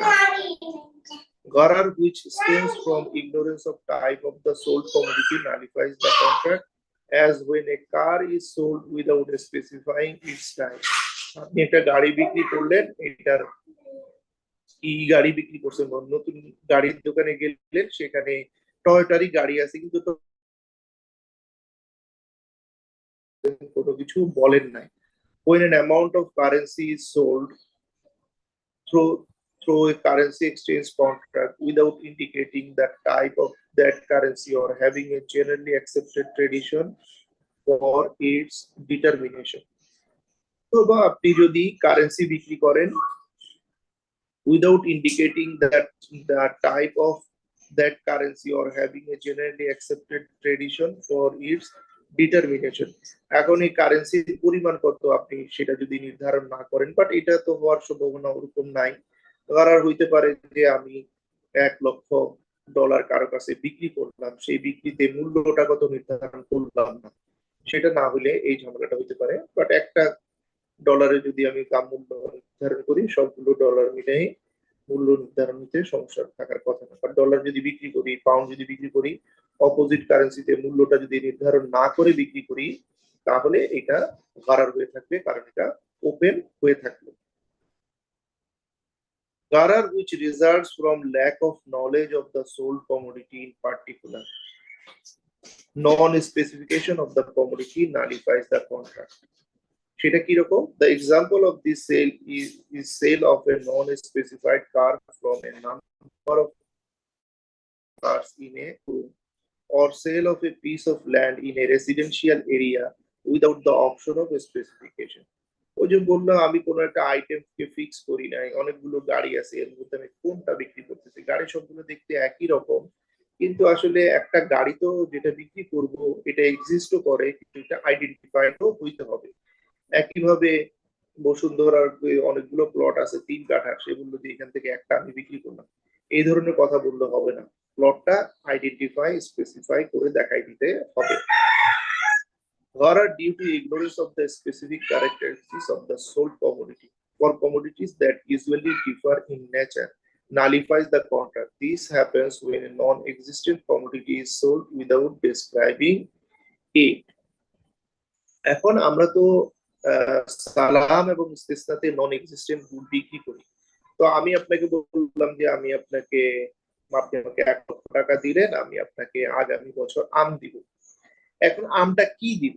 ফজলি আম দিব, নাকি ধরেন আমি এই হাড়ি ভাঙা আম দিব, এবং আমের ধরেন যে সাইজ কেমন হবে এটা একটু ডেসক্রাইব করে দিতে হবে। অথবা আপনি বললেন যে $1,00,000 দিয়েছেন, আপনি আমাকে 1 মাস পরে একটা ল্যাপটপ দিবেন বানায়, সেই ল্যাপটপটার কনফিগারেশন তো আমাকে বলে দিতে হবে, নাহলে ল্যাপটপের ফুল আয়না দিলেও তো ল্যাপটপ দেওয়া হয়ে গেল। সেটা অনেক হাই কনফিগারেশনেরও হইতে পারে, লো কনফিগারেশনেরও হইতে পারে। এই জন্য এটাকে নন এক্সিস্টেন্ট কমোডিটির ক্ষেত্রে শুধু কমোডিটি বললে হবে না, কমোডিটিটা ডেসক্রাইব করে দিতে হবে। Gharar, due to ignorance of the amount of the sold commodity, such as buy as Zuza, sale of an unknown quantity. আমি বিক্রি করলাম আন্দাজে, কোয়ান্টিটি জানি না, সেই ধরনের যদি বিক্রি করি তাহলে সেখানেও গহার আসতে পারে। সেটা কিরকম? nullifies the contract except when there exists the condition that may gharar forgivable. Such condition include viewing the sold commodity at the time of sale, or when estimation is possible in the case of the commodity in question, or if what really matters for the specific commodity is the quantity as a whole rather than the individual component. In such case, Gharar does not nullify the contract. যা এটা বুঝায় না, by us জুজাফ হচ্ছে যে sale of an unknown quantity, আমি কোয়ান্টিটিটাকে identify করে বিক্রি করি নাই। এইটা কিরকম হইতে পারে? যেমন ধরেন অনেক সময় আমরা একজনের কাছে জমির ধান বিক্রি করে দিলাম, যে এইখানে আমার যে জমিটা আছে এটা 1 বিঘা, এই 1 বিঘার ধান এইটা ধরেন রাইপেন হয়েছে, মানে হচ্ছে রেডি হয়েছে, এখন কেটে ফেলা যাবে, এটা কারো কাছে বিক্রি করে দিলেন। তো এইভাবে বিক্রি করলে এইটা একটা গারার থেকে যায়, কিন্তু কারণ হচ্ছে এখানে ধান কতখানি হচ্ছে পুরোপুরি তো বোঝা যাচ্ছে না, পুরোপুরি এস্টিমেট করা যাচ্ছে না। অথবা আপনি যদি কারো কাছে একটা পুকুরের মাছ বিক্রি করে দেন, তো সেই পুকুরের মাছগুলো যদি বিক্রি করে দেন, এখানে পুকুরের মাছ কি পরিমাণ আছে এটা তো আসলে পুরোপুরি নিশ্চিত হওয়া যাচ্ছে। দেখা যাচ্ছে পুকুরে মাছ আছে, বাট এখানে কত পরিমাণ সেই কোয়ান্টিটিটা আইডেন্টিফাই করা যাচ্ছে না। তো এই ধরনের কারণে এই কন্ট্রাক্ট গুলো বাতিল হয়ে যায়, কিন্তু except when there exist the condition that may গারার ফরগিভেবল। কিন্তু যদি এরকম থাকে যেই কারণে গারারটাকে ফরগিভেবল বলতে এরা যেটা ভালো করে নাই, এটাকে গারারটাকে ধরেন বাদ দেওয়া যায়। যেমন ধরেন পুকুরে কি পরিমাণ মাছ আছে এটা সাদা চোখে বলা যাচ্ছে না, but there can be a system, যেটা একটা মেশিন থাকতে পারে যেখানে তারা এটা খুঁজে বের করে ফেলতে পারে যে এখানে কি পরিমাণ আছে। অথবা একটা জমিতে 1 বিঘা জমিতে ড্রোন উপরে একটু চক্কর মেরে এসে বলতে পারবে যে ঠিক আছে শস্য এই পরিমাণ ডেন্সিটি আছে, সুতরাং 1 বিঘাতে ধরেন 100 টনের আশেপাশে এরকম কিছু একটা হবে। এটা যদি বলা যায় তাইলে তো তখন আর সমস্যা থাকে না, এবং এখনকার আধুনিক প্রযুক্তিতে এই জিনিসগুলো করা তো সম্ভব আছে, সম্ভব হয়। Such condition include viewing the sold commodity at the time of sale, সেটা হচ্ছে যে আমি যে জিনিসটা বিক্রি করতেছি এটা বিক্রি করার সময় দেখে নিলাম, or when estimating is possible in the case of commodity in question, ও যেটা বললাম এখানে কি পরিমাণ কমোডিটি হবে, যে এই জিনিসটা বিক্রি করতেছি এটা কি পরিমাণ এখানে মালামাল আছে, মাছ হোক ধান হোক, সেটা এস্টিমেট করা সম্ভব। or if what really matters for the specific commodity is the quantity as a whole rather than the individual component, অথবা এখানে তো ম্যাটার করতেছে quantity as a whole, individual component না, যে প্রতিটা ধানের আগায় কি পরিমাণ শস্য আছে এটা না, টোটাল কি পরিমাণ কমোডিটি হইতেছে সেগুলো যদি আমার মেইন উদ্দেশ্য থাকে যেখান থেকে আমি ধান পাবো, ধান কি পরিমাণ হবে এটা নিয়ে যদি একটা আইডিয়া থাকে এবং সেই আইডিয়াটা করার কোন একটা বাস্তবসম্মত হলে এই ধরনের হার বায়া জুজাফের ক্ষেত্রে সমস্যা নেই। আসসালামু আলাইকুম স্যার। বলছে এই আর বায়ার জুজাফ তাহলে দেখে নিলে এটা কন্ট্রাক্টকে নালিফাই করবে না, আদার দেন 5.2 সবগুলোই কি কন্ট্রাক্টকে নালিফাই করবে, এই কি মানে টোটাল সামানে যদি বলি বায়াল জুজাফটা শুধু এখানে পাওয়া যাচ্ছে যে এটা গারার does not nullify the contract. জুজাফ হচ্ছে যদি বায়াল জুজাফ জেনারেলি না, যদি এটাকে আপনি কোনোভাবে প্রক্রিয়ার মাধ্যমে মেপে নিতে করা পারেন, যায় কোনোভাবে নিতে পারেন, হ্যাঁ এটাই। এছাড়া বাকিগুলো সবই তো নালিফাইড কন্ট্রাক্ট, বাকিগুলো সবগুলো বাদ, বাকিগুলো কোনোটাতেই জি থ্যাংক ইউ কন্ট্রাক্টের মধ্যে, কারণ জিনিসগুলো তো অ্যামাউন্ট অথবা প্রাইস কোনোটাই আনস্পেসিফাইড থাকতেছে। আচ্ছা, ভাড়ার in the price or rent of the contract object, এখন দাম অথবা ভাড়া কোনোটাই ফিক্স করলেন না, সেটা হলে কিরকম হবে?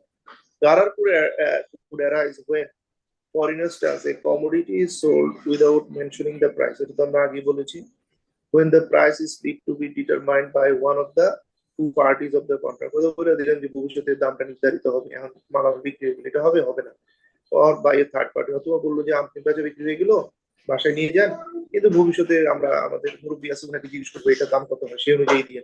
এই ধরনের অনেক সময় আমরা দিতে সমস্যা নেই, খুব আদরে অথবা একজন আরেকজনের সাথে খুবই ভালো সম্পর্ক, আর নিয়ে যান লুঙ্গি নিয়ে যান, আর কি দাম কি সমস্যা নেই, পরে দুজন মিলে মারামারি করে, অথবা যে কোনো লোক ভদ্রলোক হইলে ওনারা অ্যাকসেপ্ট করে দেন, এগুলো ঠিক আছে। বাট এই ধরনের বেচা বিক্রিও যেটা আগে বললেন দোকানের ক্ষেত্রে এটা ঝামেলা। Another example here is the case of somebody purchasing a commodity for an amount of money in a bundle or in his pocket. অথবা একজন বললো যে ভাই এই মালটা আপনি আমাকে মোটরসাইকেলে বিক্রি করুন, মোটরসাইকেলের বিনিময়ে আমার পকেটে যে কটা টাকা আছে এই কটা টাকা, আপনার পকেটে কয় টাকা আছে, সেটা 1 লাখ টাকা হইতে পারে, 10,000 টাকা হইতে পারে, 20 টাকা হইতে পারে, কথা বলে বিক্রি করলে হবে? নো, এর মূল্যটা একেবারে কোয়ান্টিটিতে ফিক্স হইতে হবে। A third example is purchasing the commodity by using a currency which the buyer ignores its issuer and has no indication that could help him to know it. A third example is purchasing the commodity by using a currency which the buyer ignores the issuer, এটা বোঝা যাচ্ছে না, and has no indication that could help him to know it. In all these cases, Gharar nullifies the sale contract. এই সবগুলো কেসেই গারারটা এইটা কন্ট্রাক্টটা হবে না, কারণ এখানে আমি দামটা প্রপারলি নির্ধারিত না হয়ে বেচা বিক্রি হচ্ছে। However, there are some cases when Gharar in the price is permitted. কিছু কিছু ক্ষেত্রে Gharar permitted হতে পারে প্রাইসের ক্ষেত্রে। For instance, when the sale contract is concluded at the market price on the day of purchase, যদি আজকে বলা হয় যে এটা বিক্রি করলাম আপনার কাছে আজকের দিনের যে মূল্য সেই মূল্যে, or at the price to be set by the market on the day of the purchase, or at the price people usually sell at. যেমন ধরেন আপনার কাছে কেউ একটি শেয়ার বিক্রি করলো, এই শেয়ার বিক্রি করার ক্ষেত্রে সারা দিনে তো বিভিন্ন দাম উঠানামা করে, ঠিক আছে, দাম উঠানামা করে, সেটা কি হয়, যেমন বেক্সিমকো ফার্মার শেয়ার দিনের শুরুতে থাকলো 150 টাকা, মাঝখানে হয়েছে 160 টাকা, দিনের শেষে আইসা হয়ে গেছে 130 টাকা। তা এখন যদি এরকম করা হয় যে আজকে দিনের শেষের যে মূল্যটা সেই মূল্যতে বিক্রি হবে, তাহলে তো ঠিকই আছে, আপনাকে শেয়ারটা দেওয়া হলো দিনের শেষের মূল্য, সিস্টেম যেহেতু এটাকে আইডেন্টিফাই করতে পারে, তো সেরকম করলে এটা কোনো সমস্যা নেই। অথবা বললো যে আজকে বাজারে যেই মূল্যে বিক্রি হয়েছে, সাধারণত যে মূল্যে বিক্রি হয়েছে সেই মূল্যটা ধরে নিল, তো সাধারণ একটা মূল্য তো আছে, তার মধ্যে হয়তো একটু 1 টাকা 2 টাকা এদিক সেদিক হইতে পারে, বাট জেনারেল যে প্রাইসটা এই জিনিসটা বাজারে বিক্রি হয়েছে এটা যদি নির্ধারণ করা যায় সেভাবে করেও বিক্রি করা যেতে পারে। সেক্ষেত্রে আপনি ইনিশিয়ালি দামটা ফিক্স করে নিলেন না, বললেন যে আজকের বাজারের যে মূল্যটা সেই মূল্যে পরিশোধ করবো। তো সেটা যদি সন্ধ্যায় এসে দেখেন যে আজকের বাজারের মূল্য ছিল এত টাকা, তাহলে সেটা আপনি পরিশোধ করলেন। তো এইভাবে করলে চুক্তিটা তখন আর সমস্যা থাকবে না, যদিও প্রাইসটা পুরোপুরি নির্ধারিত ছিল না, বাট দেয়ার ওয়াজ ওয়ে যেখানে কোনো ধরনের প্রাইসের ডিসপিউটে যাওয়ার আর সুযোগ থাকতেছে না। কথা হচ্ছে ডিসপিউট হয় তাহলেই সমস্যা, ডিসপিউট না হলে ওভাবে সমস্যা না। Sale with forgivable gharar in price could also include purchasing commodities through buyer istizar. Mobile mobile এইটা ক্লাস শেষ হলে তারপর দিব, আধা ঘন্টা পরে দিব। হ্যাঁ জি। আচ্ছা, সেল উইথ ফরগিভেবল গরার in price could also include, তুমি এদিকে যাও এখন বাবা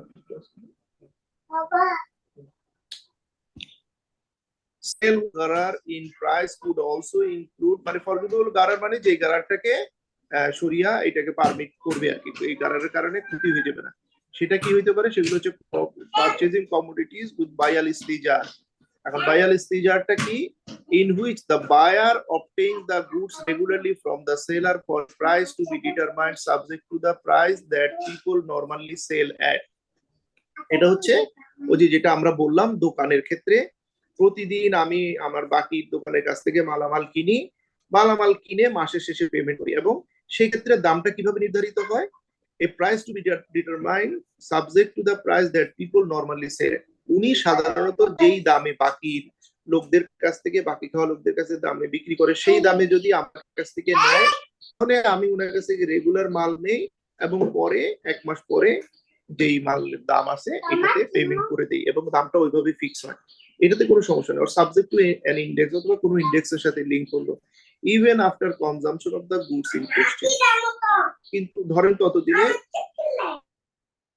জিনিসটা আপনি আটা, চাল, তেল, নুন কিনে, তো এগুলো তো খাওয়া হয়ে যায়, তখন দামটা নির্ধারণ কিন্তু করে না, দামটা নির্ধারণ হয়েছে ওনার কাছে ছেড়ে দিয়েছেন, এবং মাসের শেষে উনি নির্ধারণ করছে নরমালি এই মাসে এই মালগুলো কি দামে মানুষের কাছে বিক্রি করছে, সেই দামটা সে তখন লিখে দিছে। তো এইটাতে এই ধরনের কাজ করলেও কোনো সমস্যা নেই, প্রোভাইডেড যে এখানে একটা ট্রান্সপারেন্সি থাকে, যদি এখানে বলা নাই যে মানুষের কাছে যে বিক্রি করছে সেটার প্রমাণ যেন থাকে আর কি। দেখা গেল যে নর্মালি মানুষের কাছে বিক্রি করে 110 টাকায়, কিন্তু আপনার কাছ থেকে জানে যে আপনি আসলে 6 মাস পর পর বাকি টাকা দেন, আর মানুষজন দিয়ে দেয় 1 মাসে, তখন আপনার কাছে 120 টাকা দেখে, তখন এটা আবার আপনাকে বলে না নিছে, তখন কিন্তু এটা ঝামেলা তৈরি করে। A similar sale contract is that which comprises selling at unit price of a quantity of the commodity which the buyer can see yet does not know its exact amount or total value. কোন একটা জিনিস বিক্রি করছে, quantity গুলো দেখতে পারতেছি, কিন্তু এখানের মধ্যে টোটাল কয়টা, নাম্বার কয়টা, এবং এটা টোটাল পরিমাণ কত সেটা আমি জানি না। That is to say, one could sell a quantity of grains at the price per kilogram, or he could rent a car at a rent per mile, so that the payable amount of rent is determined after reaching the target of destination. এটা হচ্ছে আপনি কত KG কিনতেছেন, KG এর total KG এবং total মূল্যটা এখন নির্ধারণ করেন, আপনি পার কেজি নির্ধারণ করে নিয়েছেন যে পার কেজিতে ভাই আমি আপনাকে 100 টাকা দিব। যেমন মাছ যখন আমরা কিনি, মাছ কি হয়, মাছ আলা বলে যে 1 কেজি 300 টাকা করে রুই মাছ, এখন ওইখানে তো তখন নির্ধারণ হয় না 1 কেজি 300 টাকা করে, কিন্তু মাছটা হয়তো বা 3.5 কেজি হইতে পারে, 4 কেজি হইতে পারে, 2.5 কেজি হইতে পারে, সেটা হলো সমস্যা নেই, যেহেতু মাছের দামটা আমি পার কেজিতে নির্ধারণ করছি, টোটাল মাছ মাপলে পরে নির্ধারণ হয়ে যাবে। এটা তো আমরা বললাম যে যদি আমরা কোনো গাড়িওয়ালাকে গাড়ি ভাড়া করি, যে ঢাকা থেকে চিটাগং যাব, ওকে বলে নিলাম যে পার কিলোতে এত ভাড়া, ঢাকা চিটং এর ভাড়া নির্ধারণ করলাম না, কিন্তু বলে নিলাম যে পার কিলো করে দিব, এবার যতখানি চলো সেই অনুযায়ী ভাড়া পাবা। এই ধরনের কাজ যদি প্রাইস নির্ধারণ হয়, যেখানে প্রাইসটা আসলে অ্যাকচুয়াল প্রাইসটা কি হলো পুরোপুরি ডিটারমাইন্ড থাকে নাই, কিন্তু এটাতে কোনো সমস্যা নেই, এই চুক্তিও হবে। Furthermore, such sales may include concluding a lease contract at the rent normally paid for similar property or for a variable। অথবা আপনি একটা গাড়ি ভাড়া দিলেন, সেকে বললেন যে নর্মালি এই গাড়ির যেরকম ভাড়া, টয়োটা প্রিমিয়াম গাড়ির ভাড়া প্রতি মাসে 25,000 টাকা, তাহলে আপনি আমাকে এরকম নর্মাল যে ভাড়া ভাই সেটাই দিন। নর্মাল ভাড়া যদি 21,000 টাকা, আপনি অনলাইনে চেক করলেও বুঝতে পারবেন, সেটাই যদি উনি নেয় তাহলেও কোনো সমস্যা নেই। Or for a variable rate to be link by any specified index, অথবা কোনো কিছুর সাথে লিঙ্ক করে দিলেন যে আগামী 1 বছরের জন্য আমি ভাড়া দিলাম, কিন্তু প্রতি 3 মাস পর পর আমাদের ইনফ্লেশন রেট যতটুকু বাড়বে ওই অতটুকু আপনি আমাকে অ্যাডজাস্ট করে দিবেন। তো সেই ধরনের হইলেও কোনো সমস্যা নাই। যেমন ধরেন এখন আপনি বললেন যে ভাড়া হইলো প্রতি মাসে 20,000 টাকা, তো 20,000 টাকা ভাড়া হওয়ার আগামী 3 মাস পর্যন্ত এটা চললো। সেপ্টেম্বর মাসে গিয়ে বললেন যে ইনফ্লেশন রেট যতখানি বাড়ছে অতখানি ইনফ্লেশন বেড়ে হয়তো বা ধরেন এখন 8 ছিল, 8 থেকে 10 হয়েছে, তাহলে এডিশনাল 2% বাড়ছে, তাহলে এই 20,000 টাকা 2% এক্সট্রা যোগ করে দিবে, আবার যদি কমে যায় তাহলে কম করে দিবে। তাহলে এই যে প্রাইসটা আনস্পেসিফাইড রইলো, তাতে কোনো সমস্যা নেই, কারণ আপনি একটা জিনিসের সাথে এটাকে লিঙ্ক করে দিয়েছেন যেটা দুই পার্টি একসেপ্ট করছেন। In all these aspect cases, the contract does not become null and void. Contract বাতিল হয়ে যায় না উপরের কেসগুলোতে, যেখানে প্রাইসটা এমন ভাবে নির্ধারণ করা হয় পুরোপুরি এই প্রাইসটা এখনই বলা যাচ্ছে না কত হবে, বাট এটাকে কন্ট্রাক্টের শেষে অথবা যখন পেমেন্ট করতে আসছে তখন এটাকে সুন্দর করে বের করতে পারে। Gharar relating to ignorance of the contracts period.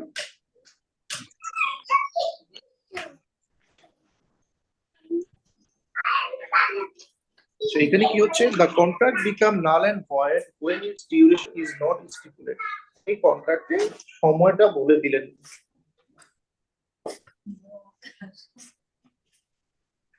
If however Gharar is removed by knowledge of the contract's duration or abandonment of the duration at the time of contracting, the contract becomes valid. Contract becomes valid যখন এটা ডিউরেশনটা আমরা বললাম না যে কত দিনের জন্য আমি আপনাকে জিনিসটা বিক্রি করছি, বাকি টাকা দিবেন কি 6 মাসে না 6 বছরে পুরো নির্ধারণ করতে হবে। কিন্তু যদি Gharar is removed by knowledge of the contract's duration or abandonment of the duration at the time of contracting, the contract becomes valid. এটা আসলে ল্যাঙ্গুয়েজটা ওভাবে আসে নাই, কিন্তু যদি কন্ট্রাক্টটা আমরা ইয়ে করলাম, কন্ট্রাক্টটা হয় নাই কিন্তু আপনি যখন রিপেমেন্ট শুরু করছেন, কন্ট্রাক্টের রিপেমেন্টের আগে আমি যদি ডেটটা ফিক্স করে দেই, বিক্রি করছি আমার মোটরসাইকেলটা 1,20,000 টাকায়, টাইম বলি নাই, কিন্তু পরবর্তীতে এসে টাইম বলে দিছি যে ঠিক আছে ভাই আগামী 6 মাসের মধ্যে দিয়ে, তাহলে আগে থেকে এটার রেট্রোস্পেক্টিভ ইফেক্টে কন্ট্রাক্টটা হয়ে যাবে। Gharar can be forgiven in postponement of the price until known seasons such as season of harvesting. তো এখন আমরা বলে দিতে পারি যে এই দামটা কখন নির্ধারিত হবে, দামটা নির্ধারিত হবে আগামী হারভেস্টিং সিজনে, যখন চাউলের দাম আসবে তখন অ্যাকচুয়াল দামটা নির্ধারণ করব। In this case, the two parties should observe the normal date of the season other than the event of harvesting. এই ক্ষেত্রে দামটা কবে নির্ধারিত হবে সেই দামটা আসলে নির্ধারণ করার জন্য একটা ডেট ফিক্স করে নিতে হবে, যে ঠিক আছে এইটা হচ্ছে যে হেমন্ত কালে, মানে হচ্ছে যে আমাদের কি হয়, এটা হচ্ছে আশ্বিন কার্তিক মাসে ধরেন 10 তারিখের ডেট ফিক্স করে নিব, ওই দিনের যে দামটা আসবে সেই দামে আমরা মূল্য পরিশোধ করব। সেটা যদি আমরা করে নেই তাহলে সমস্যা নেই, কিন্তু এরকম করা যাবে না। টোটাল সিজনটা তো 2 মাসের হইতে পারে, তো ওইখানে একটা আনসার্টেন থেকে যাবে। আমরা ধরেন সিজনে যে দামটা আসবে, তো সিজনের মাঝামাঝি একটা ডেট ফিক্স করে নেই যে সেই দিন, তাহলে এটা প্রপার থাকবে।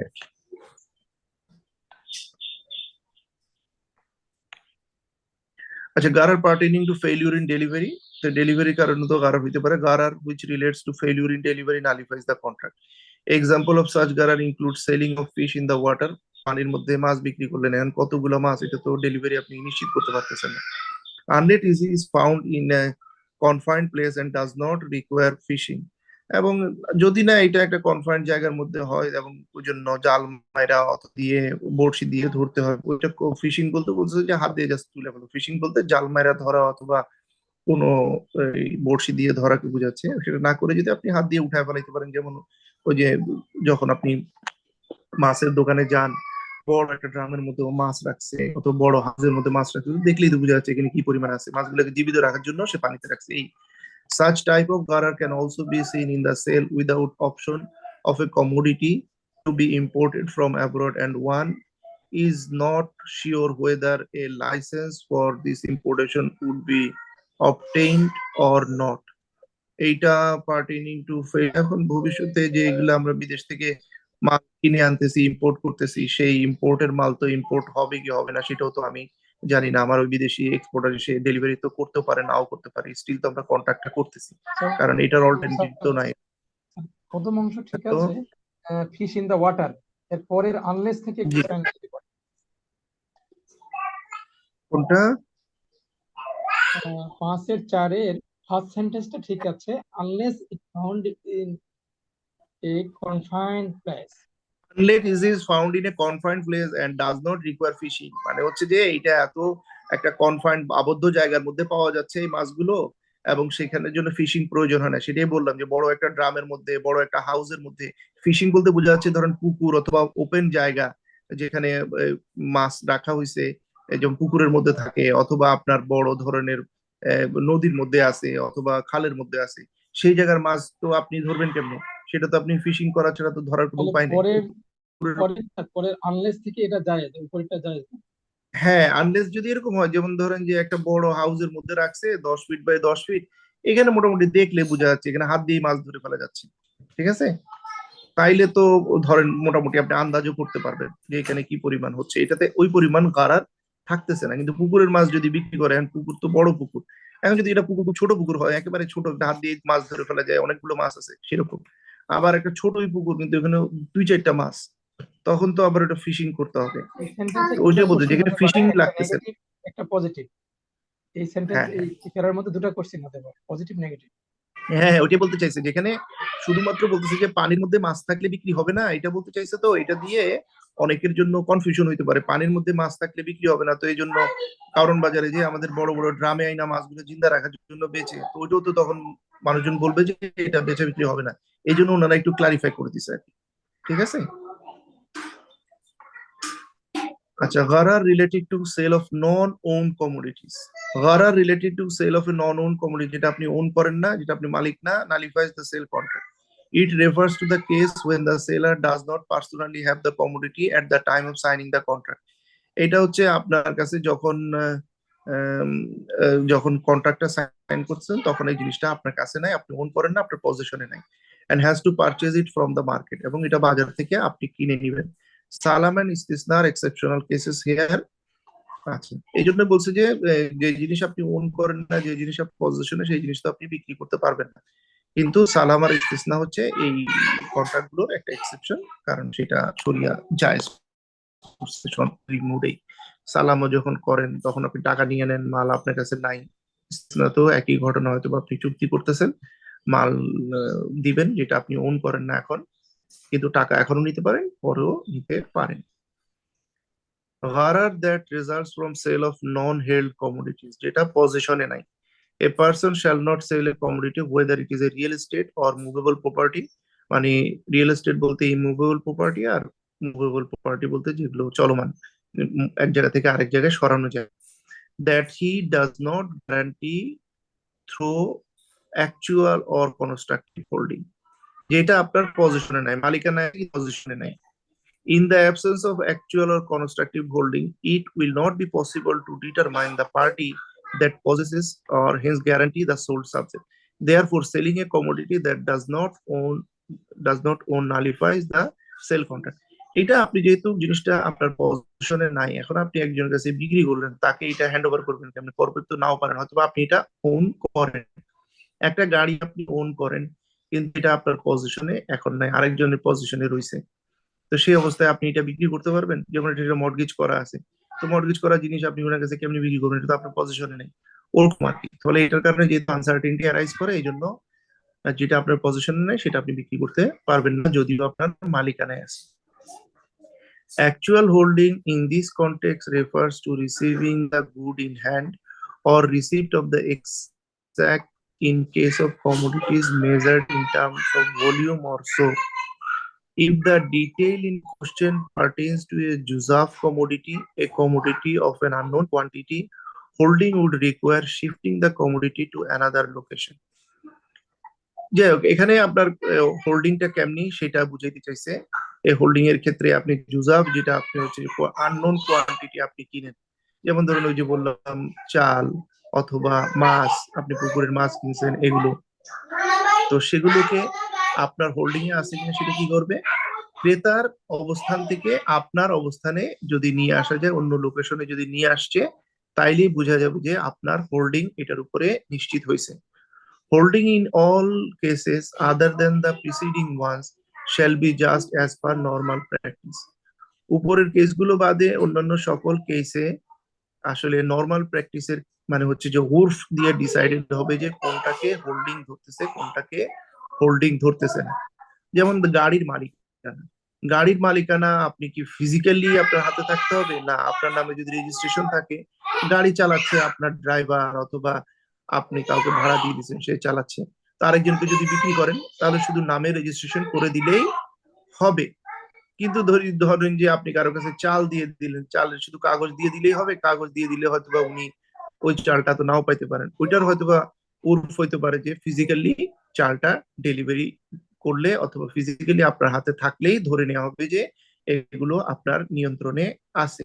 কারণ ওইটা ছাড়া তো আর কোনো উপায় নাই, চাল তো আইডেন্টিফাই করা যায় না, গাড়িকে আইডেন্টিফাই করা যায়, গাড়ির একটা চেসিস নাম্বার আছে, ইঞ্জিন নাম্বার আছে, গাড়ির রেজিস্ট্রেশন নাম্বার আছে। এই as regards constructive holding, it indicates the act of releasing the commodity and facilitating the process of holding it. আর কনস্ট্রাকটিভ পজিশন বলতে যেটা বুঝাইতে চাইছে যে অ্যাকচুয়াল পজিশন হচ্ছে যে আপনার জিনিসটা হাতে আছে, পজিশন হচ্ছে হুকমি আপনার হোল্ডিং, যেটার মাধ্যমে আপনার আসলে ক্ষমতা আছে যে কোনো একটা জিনিসকে রিলিজিং দ্য কমোডিটি, কমোডিটিটাকে রিলিজ করা, and facilitating the process of holding it, অথবা অন্যকে এটা দিয়ে দেয়। যেমন ধরেন গাড়ির ক্ষেত্রে আপনি ফিজিক্যালি পজেস করলেন না, কিন্তু না করেও গাড়ির কাগজ যদি একজনকে লিখে দিয়ে দেন বিআরটি এর মাধ্যমে রেজিস্ট্রেশন করে, তাহলে এটাকে হোল্ডিং ধরা হলো, যে আপনি এটাকে একটা জায়গা থেকে আরেকটা জায়গায় ট্রান্সফার করতে পারছেন মালিকানায়। একইভাবে জমিও যদি আপনি কাউকে বিক্রি করেন, ফিজিক্যালি তার জমিটা হাতে উঠায় দেওয়ার কিছু নাই, ফ্ল্যাটটা তো হাতে উঠায় দেওয়ার কিছু নাই, ফ্ল্যাটের কাগজপত্র দিয়ে দিলেন, আপনার হোল্ডিং হয়ে গেল। গড়ার রেজাল্টিং ফ্রম 5.6 একটু জি, সামারি করা যায় কিনা স্যার? আচ্ছা, 5.6 এ যেটা আসলে বলতে চাইছে, প্রথম কথা হইলো আপনি যে জিনিসটা আপনার পজিশনে নাই সেটা আপনি বিক্রি করতে পারবেন না। ঠিক আছে, একটা হচ্ছে মালিকানা আর পজিশন। যে জিনিসের মালিকানা নাই সেটা বিক্রি করতে পারবেন না, শুরুতে বলছে, এখানে বলছে যে জিনিসের পজিশনে আপনি হোল্ড করেন না, আপনার অধীনস্থ না, সেই জিনিসও আপনি বিক্রি করতে পারবেন না। কারণ হচ্ছে আহ এই হোল্ডিংটা আপনার কিভাবে হইতে পারে, হোল্ডিংটা হইতে পারে আপনার সরাসরি অ্যাকচুয়াল, যে আপনি এখন ফিজিক্যালি হাত দিয়ে ধরে রাখছেন, অর কনস্ট্রাকটিভ হোল্ডিং, অথবা আপনার হুকমি হাকিকি না হুকমি হোল্ডিং। যেমন ধরেন গাড়ি আপনার মালিকানায় আছে, সেটা কিভাবে বুঝি, মানে আমরা আইডিএলসি, আমরা মানুষজনকে গাড়ি ভাড়া দিয়ে রাখছি, গাড়ি আমার মালিকানায় কয়টা আছে কেমনি বুঝবো? সিম্পল আমার গাড়ির রেজিস্ট্রেশন কয়টা আমার বিআরটিএ থেকে আছে, সেইটা সেটা দিয়ে হইলেও হবে, কারণ এর মাধ্যমে আপনার মালিকানাটা প্রতিষ্ঠিত হচ্ছে। কিছু জিনিসের মালিকানা প্রতিষ্ঠিত হয় ফিজিক্যাল হোল্ডিং এর মাধ্যমে, কিছু জিনিসের যে মালিকানা মানে হোল্ডিং আছে কিনা এটা আসলে ফিজিক্যাল হোল্ড করতে হয় না, কনস্ট্রাকটিভ হোল্ড করলেও চলে, সেটা বলতে চাইছি। আচ্ছা, in the absence of actual or constructive holding it will not be possible to deal. আচ্ছা, অ্যাক্টিভ অথবা অ্যাকচুয়াল হোল্ডিং যদি না থাকে, তাহলে আসলে বোঝা যায় না এটার আসলে মালিকটা কে, কারণ এই জিনিসটা কার, এটা তো বুঝাই যাচ্ছে না। এক বস্তা চাল যদি রাস্তায় পড়ে থাকে, এটা কি আপনার নাকি আমার, এটা তো কেউ বুঝতে পারবে না। এখন আপনার মালিকানাটা আছে কিনা অথবা আমার মালিকানা আছে কিনা, এটা যদি আহ, প্রমাণিত হয়, তাহলে এটা আমার হোল্ডিং এ আসে বলে ধরে দেওয়া যাবে। আচ্ছা, এরপরে বলছে selling a commodity that one does not own. আচ্ছা, সে তো বললাম যে জিনিস আপনি ওন করেন না, যে জিনিস আপনার মালিকানায় নাই, সেই জিনিস তো আপনি বিক্রি করতে পারবেনই না। আচ্ছা, actual holding in this context refers to receiving the good in hand, ও যেটা বললাম, or receipt of the exact quantity in case of commodity measured in terms of volume or so. অ্যাকচুয়ালটা হইলো যে যেটা আপনি হাত দিয়ে ধরতে পারেন, কনস্ট্রাকটিভ হইলো এটা আপনি হাত দিয়ে ধরেন না, কিন্তু আপনি কোনোভাবে এই জিনিসটিকে আরেকজনের কাছে আপনি ট্রান্সফার করতে পারেন, প্রপার ওয়েতে বিক্রি করে দিতে পারেন, রিলিজ করতে পারেন, তাতে কোনো সমস্যা থাকতেছে না। যেমন বললাম, গাড়ি আপনি ফিজিক্যালি কাউকে হ্যান্ড ওভার না করেও গাড়ি শুধু রেজিস্ট্রেশন দিয়ে দিলেন, সে নিজে ওই থেকে নিয়ে নিবে যার কাছে যে গাড়িটা চালাচ্ছে এখন, অথবা ফ্ল্যাটটা আপনি রেজিস্ট্রেশন করে দিয়ে দিলেন, ওই পার্টিকুলার ফ্ল্যাটে গিয়ে উঠতে যাবে। কিন্তু যদি এটা হয় যে বাই আল জুজাফের মাধ্যমে বিক্রি হয়, তখন কি হবে? বাই আল জুজাফের মাধ্যমে বিক্রি হইলে তো সেখানে অ্যাকচুয়াল কোয়ান্টিটি কত এইটা আমরা জানতেছি না। যেরকম বললাম, ধান, এই 1 বিঘা জমির ধান অথবা এই পুকুরের মাল যে বিক্রি করতেছে, এইটা উনার আসলে পজিশনে আছে কি নাই, এটা আমি কিভাবে বুঝবো? If the deal in question pertains to জুজাফ commodity, commodity of an unknown quantity, holding would require shifting the commodity to another location. তাহলে এটা বোঝা যাবে উনি এটাকে যদি অন্য একটা লোকেশনে শিফট করে দিতে পারে, তাহলে এটা উনার হোল্ডিং এ আসছে বলে বোঝা যাবে। যে ধানালাকে বললেন যে ঠিক আছে, তুমি ধানগুলো কেটে এই জায়গায় রাখবা, তাইলে বুঝবো যে এটা তোমার ধান ছিল, না এটা অন্য কার ধান আমি তো জানি না। অথবা যে পুকুরের মাছ কিনলেন, পুকুরের মাছ আননোন, কিন্তু যদি উনি পুকুরের মাছগুলো উঠায় আপনাকে পাড়ের মধ্যে উঠায় দিতে পারে, তাইলে ধরে নেওয়া হবে যে এটা যিনি বিক্রি করছে তার হোল্ডিং এ ছিল। এটাই বলতে চাইছে। Gharar resulting from sale of non-existent commodities. It is permissible to sell a commodity that neither exists at present nor does it existence in the future. যে জিনিস ভবিষ্যতে আসতেও নাও পারে এবং এখন নাই, এই জিনিস বিক্রি করা যাবে না। মুআওয়ামা সেল, মুসাওয়ামা সেল, সেল অফ মুআওয়ামা সেল, আচ্ছা, sale of fruit to be delivered over several years is a good example of such transaction. যেমন আপনি কারো কাছে বললেন যে আপনি টাকা দিয়ে দেন আমাকে 1 লক্ষ টাকা, আগামী 5 বছর ধরে আমি আমার গাছের ফল আপনার কাছে বিক্রি করলাম। তো আগামী 5 বছর ধরে গাছের ফল বিক্রি করবেন, হোয়াট ইজ দ্য পসিবিলিটি যে আগামী 5 বছরই এখানে গাছে আম হবে? এই বছরই হবে তারই তো কোনো নিশ্চয়তা নেই, 5 বছর ধরে নাও হতে পারে। জন্য সেভারাল ইয়ার্স এর জন্য যদি আপনি কারোর সাথে চুক্তি করেন, সেটা হবে না। প্রথমে তো বলছে যে ফ্রুটটা দেখা না গেলে, ফ্রুটটা পাকে নাই, সেই ফ্রুটই বিক্রি করা যাবে না। সুতরাং আগামী 5 বছরের জন্য বিক্রি করলে এই বিক্রিটা আসলে হবে না, সুতরাং এই চুক্তি বাতিল।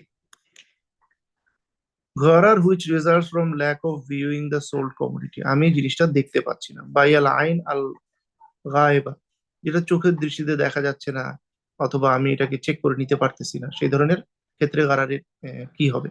It is impermissible to sell a commodity without enabling the buyer to view it or obtain its full description. আপনি দোকানদার কারো কাছে কোনো একটা জিনিস বিক্রি করেন, বলে যে না আমি এটা দেখতে দিব না, যা আছে এমনি নিয়ে যান। তো এই চুক্তিটা আসলে বাতিল হয়েছে। তো অনেক সময় বিভিন্ন জায়গায় মানুষজন বিক্রি করে দেয় জামা কাপড়, এই সেই নানা জিনিস চেক করে নেওয়া যাবে না, প্রপারলি ট্রায়াল দিয়ে নেওয়া যাবে না। অথবা অনেক সময় অনেকগুলো মাছ বিক্রি করে, আম বিক্রি করে, যে আম চেক করে নিতে হবে, যে না চেক করা যাবে না, যা আছে তাই নিয়ে যান। তো যা আছে তাই নিয়ে যান, আসলে এই চুক্তিতে সমস্যা আছে। Nevertheless, a commodity can be sold on the basis of mere description. কিন্তু যদিও বিভিন্ন গুডস আপনি বিক্রি করতে পারেন শুধু ডেসক্রিপশন দিয়ে, where description is to be made by the seller or someone else, যেখানে বিক্রেতা ডেসক্রিপশন গুলো বলে দিবে যে এরকম এরকম এরকম করে আমি এই জিনিসটা আমি বিক্রি করব। Description should include all those characteristics which could affect the আচ্ছা, কথা বলেন না, হ্যাঁ। ডেসক্রিপশনের মধ্যে ওই ধরনের সিফাত থাকবে যেটা আসলে বোঝা যাচ্ছে না, অতিরিক্ত সাউন্ড আসতেছে। হ্যাঁ, একটু কথা বলেন না। ডেসক্রিপশনের মধ্যে ওই ধরনের সিফাত থাকতে হবে, ক্যারেক্টারিস্টিক্স থাকতে হবে যেটা আসলে অ্যাকচুয়াল গুডস এর মধ্যে আছে। The buyer should then conclude The buyer should then conclude the deal if the commodity is exactly as described, and otherwise he is free to conclude the deal or not. আচ্ছা, একটা হচ্ছে যে যেই জিনিস আপনি দেখবেন না সেই জিনিস আপনি কিনবেন না, যে জিনিস দেখা যাচ্ছে না আপনি দেখতে দিন না সেটা বিক্রি হবে না। এখানে যেটা বলতে চাইছে যে কোনো জিনিস যদি বিক্রি করে তো সে বিক্রি করার ক্ষেত্রে মালিক খুব ডেসক্রিপশন দিয়ে বিক্রি করবে যে এটা এরকম এরকম, বিশেষ করে ধরেন যেগুলো অনলাইনে যেরকম কেনা বেচা হয়, অথবা উনি বললো যে আমি এরকম জিনিস দিব, তো পরে আপনার বাসায় যখন পাঠাইছে বাসায় আপনি দেখতেছেন যে এইটা যেরকম ছিলেন সেরকম না, অনলাইনে জামা কাপড় এত সুন্দর দেখা গেছে, কালার দেখা গেছে এরকম, এখানে বিভিন্ন রকমের পুঁতিটুতি করা আছে, পরে দেখা গেছে যে এই জিনিস ওরকম না, তখন সে ওটা আসলে ফেরত দিয়ে দিবে। সেই কন্ট্রাক্টটা করতেও পারে, নাও করতে পারে। সুতরাং যদি ফুল ডেসক্রিপশন সহকারে পাওয়া না যায় অনলাইনে বেচা বিক্রির ক্ষেত্রে, আমরা তো এরকম দেখি অনেক সময় আমাদের ডিসপিউট হয়, ডিসপিউট হলে তখন ফেরত দিয়ে যাওয়া কোনো সমস্যা না। আর যদি নিতে রাখতেই চান এই ভুলভাল সহ তাহলেও সমস্যা না। It is permissible to sell an asset that the buyer has seen sometimes before the time of signing the contract, provided that the asset has undergone no change since the time that time. আচ্ছা, যেটা হচ্ছে যে কোন একটা অ্যাসেটকে আপনি দেখেছেন buyer হিসেবে, আপনি কিছুদিন আগে দেখছেন এই কন্ট্রাক্ট সাইন করার আগে, কিন্তু হয়তো 3-4 দিন আগে দেখে গেছেন, কিন্তু এখন কন্ট্রাক্ট সাইন করতেছেন, এখন আর কন্ট্রাক্ট সাইনিং এর সময় নতুন করে এটার ভিতরে ঢুকে চেক টেক করতেছেন না। একটা ফ্রিজ দেখে গেছেন অথবা নতুন করে, অথবা একটা কম্পিউটার দেখে গেছেন, কিন্তু আজকে আবার ওইটাকে নতুন করে চালায় টালায় চেক করার দরকার নাই। এই ক্ষেত্রে চুক্তিটায় কোনো সমস্যা নেই, যদি না এই 3 দিনের মধ্যে এইখানে কোনো একটা ঝামেলা হয়েছে যেটা দেখে গেছেন, ওই ফ্রিজে কোনো সমস্যা হয়েছে অথবা এই ল্যাপটপে পড়ে হয়তো বা কোনো একটা ঝামেলা হয়ে গেছে, সেই ধরনের যদি না ঘটে চুক্তির সময় যে দেখতে হবে এমন কোনো কথা না, কারণ আগে যদি দেখে যান তাইলেও চলবে। A sale can be concluded on the basis of a model that indicates the characteristics of the sold commodity. অথবা আপনি যে দেখে নেওয়ার কথা, নর্মালি গুডসটা দেখে নেন নাই, এটা একটা মডেল দেখে নিয়েছেন, যে একটা ওয়াশিং মেশিন কিনবেন, যেটা কিনবেন সেটা খুলে দেখানো তার জন্য তো এটা একটা ডিফিকাল্ট, আবার এটাকে যদি আপনি না নেন তখন আরেকজন কাছে বিক্রি করা, এই জন্য একটা মডেল ওয়াশিং মেশিন রাখা আছে ওয়ার্লপুলের, সেটাই সে সবাইকে দেখায়, এবং সেটা দেখলে যে এটা দিয়ে যদি আপনি স্যাটিসফাইড হন তাহলে এটা আপনি কিনবেন, কারণ যে অরিজিনালি যেটা দিবে সেটাও এরকম, সেটা থেকে ভিন্ন কিছু এরকম হলেও কিন্তু কন্ট্রাক্ট হইতে পারে। এটা আমাদের প্র্যাকটিক্যাল বিভিন্ন যে ঘটে সেগুলো নিয়ে ওনারা এটা বলতে চাইছে। আচ্ছা, ডকুমেন্টেশন কন্ট্রাক্টে কি ইম্প্যাক্ট অফ গারান অন রাহান, মর্টগেজের ক্ষেত্রে কি হবে? Mortgage can be permissibly involve a degree of garar that is not allowed in sale, যেটা আমরা আগে বলেছি বেচা বিক্রির ক্ষেত্রে যে জিনিসটা গারার অ্যালাউড না সেটা মর্টগেজ করা যেতে পারে। যেমন আপনি গাড়ি পাওয়া যেতেছে না, হারায় গেছে আমার নিজের গাড়ি, সেটা আমি বিক্রি করতে পারবো না, সেটা আমি মর্টগেজ রাখতে পারবো। For example, a lost car or a farm that has not yet reached the stage of giving yield can be the object of a mortgage contract. Nonetheless, such property cannot be sold for settlement of debt unless the lost car is found or the farm has reached the stage of giving yield. যেটা বলছে যে আমরা আসলে যে একটা জিনিস, জমির মধ্যে ধান নাই, সেটা আমি কি মর্টগেজ রাখতে পারবো? সেটা মর্টগেজ রাখতে, সেটা বিক্রি করতে পারবো? ওইখানে ধান নিতে আসলে কি ধান বেচবো, এটা বেচা বিক্রির ক্ষেত্রে এটা হবে না, কিন্তু মর্টগেজের ক্ষেত্রে এটা হইতে পারে। কারণ বেচা বিক্রি তো হলো যে অ্যাকচুয়াল কন্ট্রাক্ট, মর্টগেজটা হলো তাবেই কন্ট্রাক্ট, করোলারি কন্ট্রাক্টে এ ধরনের আনসার্টিনিটিতে কোনো সমস্যা নাই। Impact of Gharar on stewardship kafala contract. Kafala can also involve a degree of Gharar that is not permitted in sale. Stewardship can be conditional, provided that the does not contradict with the stipulation of the contract, or it can be for an unknown period or it may relate to a future obligation. আপনি কারো কাছে guarantee দিলেন, এই গ্যারান্টিটা আপনি কত দিনের জন্য দিছেন এবং কত অ্যামাউন্টের জন্য দিছেন এটা নিশ্চিত না। তখন ক্রয় বিক্রয় চুক্তি হয়, কোনো ধরনের ইজারা চুক্তি হয়, অ্যামাউন্টটা ফিক্স থাকে। কিন্তু কেউ কারোর জন্য যদি গ্যারান্টি দেয়, সেটা কয় টাকার জন্য দিচ্ছে সেটা কি নিশ্চিত হয়েছে? নো। এবং ধরেন 1 কোটি টাকার একটা ট্রানজেকশন হয়েছে, সেটা জন্য আপনি গ্যারান্টি দিচ্ছেন, কিন্তু গ্যারান্টি টাকাটা নিবে যখন, তখন হয়তো বা উনার ওই ওভার ডিউ হয়ে এটা 1,20,00,000 টাকা হয়ে গেছে, আপনি তো পুরোটা দিতে বাধ্য। অথবা এটা যখন ক্লায়েন্ট ডিফল্ট করছে, তখন হয়তো বা এটা মাত্র আর 20,00,000 টাকা পাওনা আছে। সুতরাং টাকাটা ফিক্স না, সেটা হইলেও কোনো সমস্যা নেই। এবং এটা অনেক দিনের জন্য তো হইতে পারে। গ্যারান্টি আপনি দিয়ে দিচ্ছেন, এটা যতদিন উনার কন্ট্রাক্ট চলবে, ক্লায়েন্টের মোরাবাহা কন্ট্রাক্ট 6 মাসের, কিন্তু এটা একটা রিভলভিং, উনি বলছে যতদিন মোরাবাহা চলবে এই লোকের সাথে ততদিনের জন্য আমি গ্যারান্টি দিলাম। তো গ্যারান্টির পিরিয়ডটা তো আননোন পিরিয়ডের জন্য হচ্ছে, তো সেটাতে গ্যারান্টি কন্ট্রাক্ট ইটসেলফ কোনোভাবে নালিফাইড হয়ে যাবে না এই ধরনের টাইমের আনসার্টেনিটির কারণে। ওয়াকালা কন্ট্রাক্টে কি, ওয়াকালা ইজ পারমিসিবল উইথ গারার if there are indications or tradition that can be used for specifying its subject matter. উদাহরণ, instance, agency can be conditional or its subject matter can be identified through some of its forms. This shall, however, hold true when agency is free of charge. Otherwise, it will be treated like ইজারা hiring and thus affected by gharar. Normally যদি আপনি agency করেন যেটার বিনিময়ে তাকে কোনো টাকা দিবেন, আমি আপনাকে বাজারে পাঠালাম, বাজার থেকে আপনি আমাকে মাছ কিনে এনে দিবেন, তো বললাম যে মাছ কিনে এনে দিলে এই বাজারে যাওয়া আসার জন্য আমাকে মাছ কিনে দেওয়ার জন্য আমি আপনাকে 100 টাকা দিব, তাহলে এজেন্সি থাকতেছে না, এটা আসলে উজরা মানে ইজারা হয়ে গেল। আমি আপনার এই সময়টুকুর পেয়েছি এবং এইখানে টাকাটা নিশ্চিত হইতে হবে। আমি যদি আপনাকে বলি তুমি আমাকে বাজার করে দাও, আমি তোমাকে কিছু টাকা দিব, তাহলে সেটা হইলে হবে না। এখানে আমি আপনাকে কয় টাকা দিব, 20 টাকা দিব না 100 টাকা দিব, ইট হ্যাজ টু বি ফিক্সড। কিন্তু যদি কোনো ফ্রি করে দেওয়ার এজেন্সি হয়, এজেন্সিশিপ কেন আসতেছে, আমি আপনার 500 টাকা দিয়ে বললাম যে বাজার থেকে আপনি আমার জন্য কিছু জিনিসপত্র কিনে নিয়ে আসেন অথবা কিছু বাজার করে নিয়ে আসেন, তো এটা একটা আনসার্টিনিটি থাকতেছে, আমি এই জন্য আপনাকে কোনো এক্সট্রা পেমেন্ট করব না।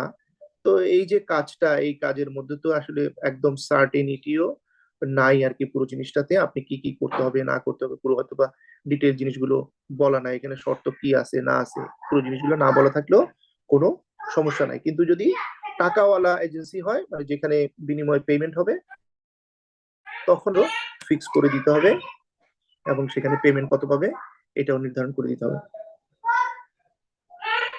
আচ্ছা, কন্ডিশন অফ দ্য কন্ট্রাক্টের ক্ষেত্রে কি হইতে পারে?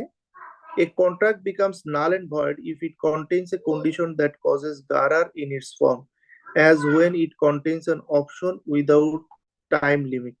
এখন যেরকম আমি কারো কাছে বেচা বিক্রি করলাম, বললাম যে অপশন আছে টাইম লিমিট ছাড়া, অপশন আর কি খিয়ারার স্বার্থে আমি আপনাকে কোনো জিনিস বিক্রি করছি বা বিক্রি করে বলে দিলাম যে আগামী 3 দিনের মধ্যে যদি ফেরত আনেন তাহলে এটা আমি ফেরত রাখবো, অথবা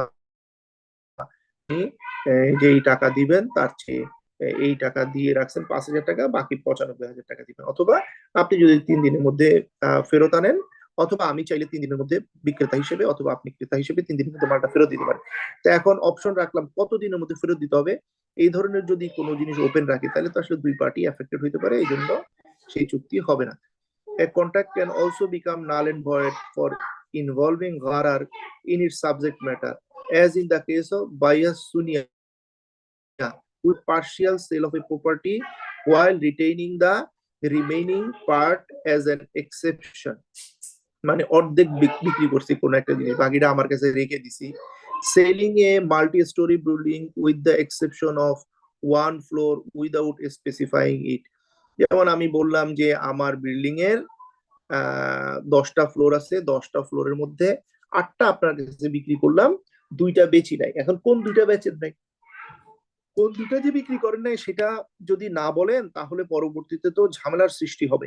আপনি বলবেন আমি আসলে 3 তালার 2টা বিক্রি করি নাই, অথবা 8 তালা 2টা বিক্রি করেন নাই, আর আমি বলবো আপনি 2 তালার 2টা বিক্রি করেন নাই, দোতলাটা যেহেতু আমি নিতে। Such sale is permissible only if the retained part of the property is specified. যাই হোক, এক্ষেত্রে যেটা বলতে চাইছে সেটা হচ্ছে, আপনি যদি আমাকে বলেন যে আপনাকে এই বিল্ডিং এর 10টা ফ্ল্যাট আছে, এর মধ্যে 8টা বিক্রি করলাম, কোন 8টা, এই 8টা যেহেতু নির্ধারিত না, এই চুক্তিটা হবে না।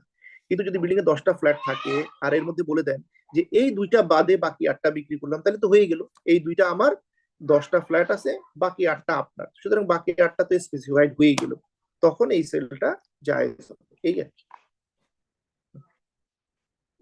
আর 10 মিনিট পরে পাবা, ঠিক আছে? বাবা না দিওসা জি, আপনার আছে? স্যার জি,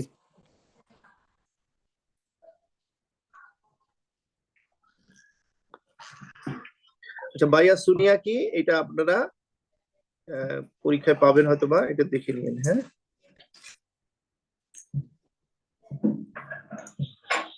ঠিক আছে, আর কোনো প্রশ্ন না থাকলে আমরা তাহলে শেষ করি আজকে।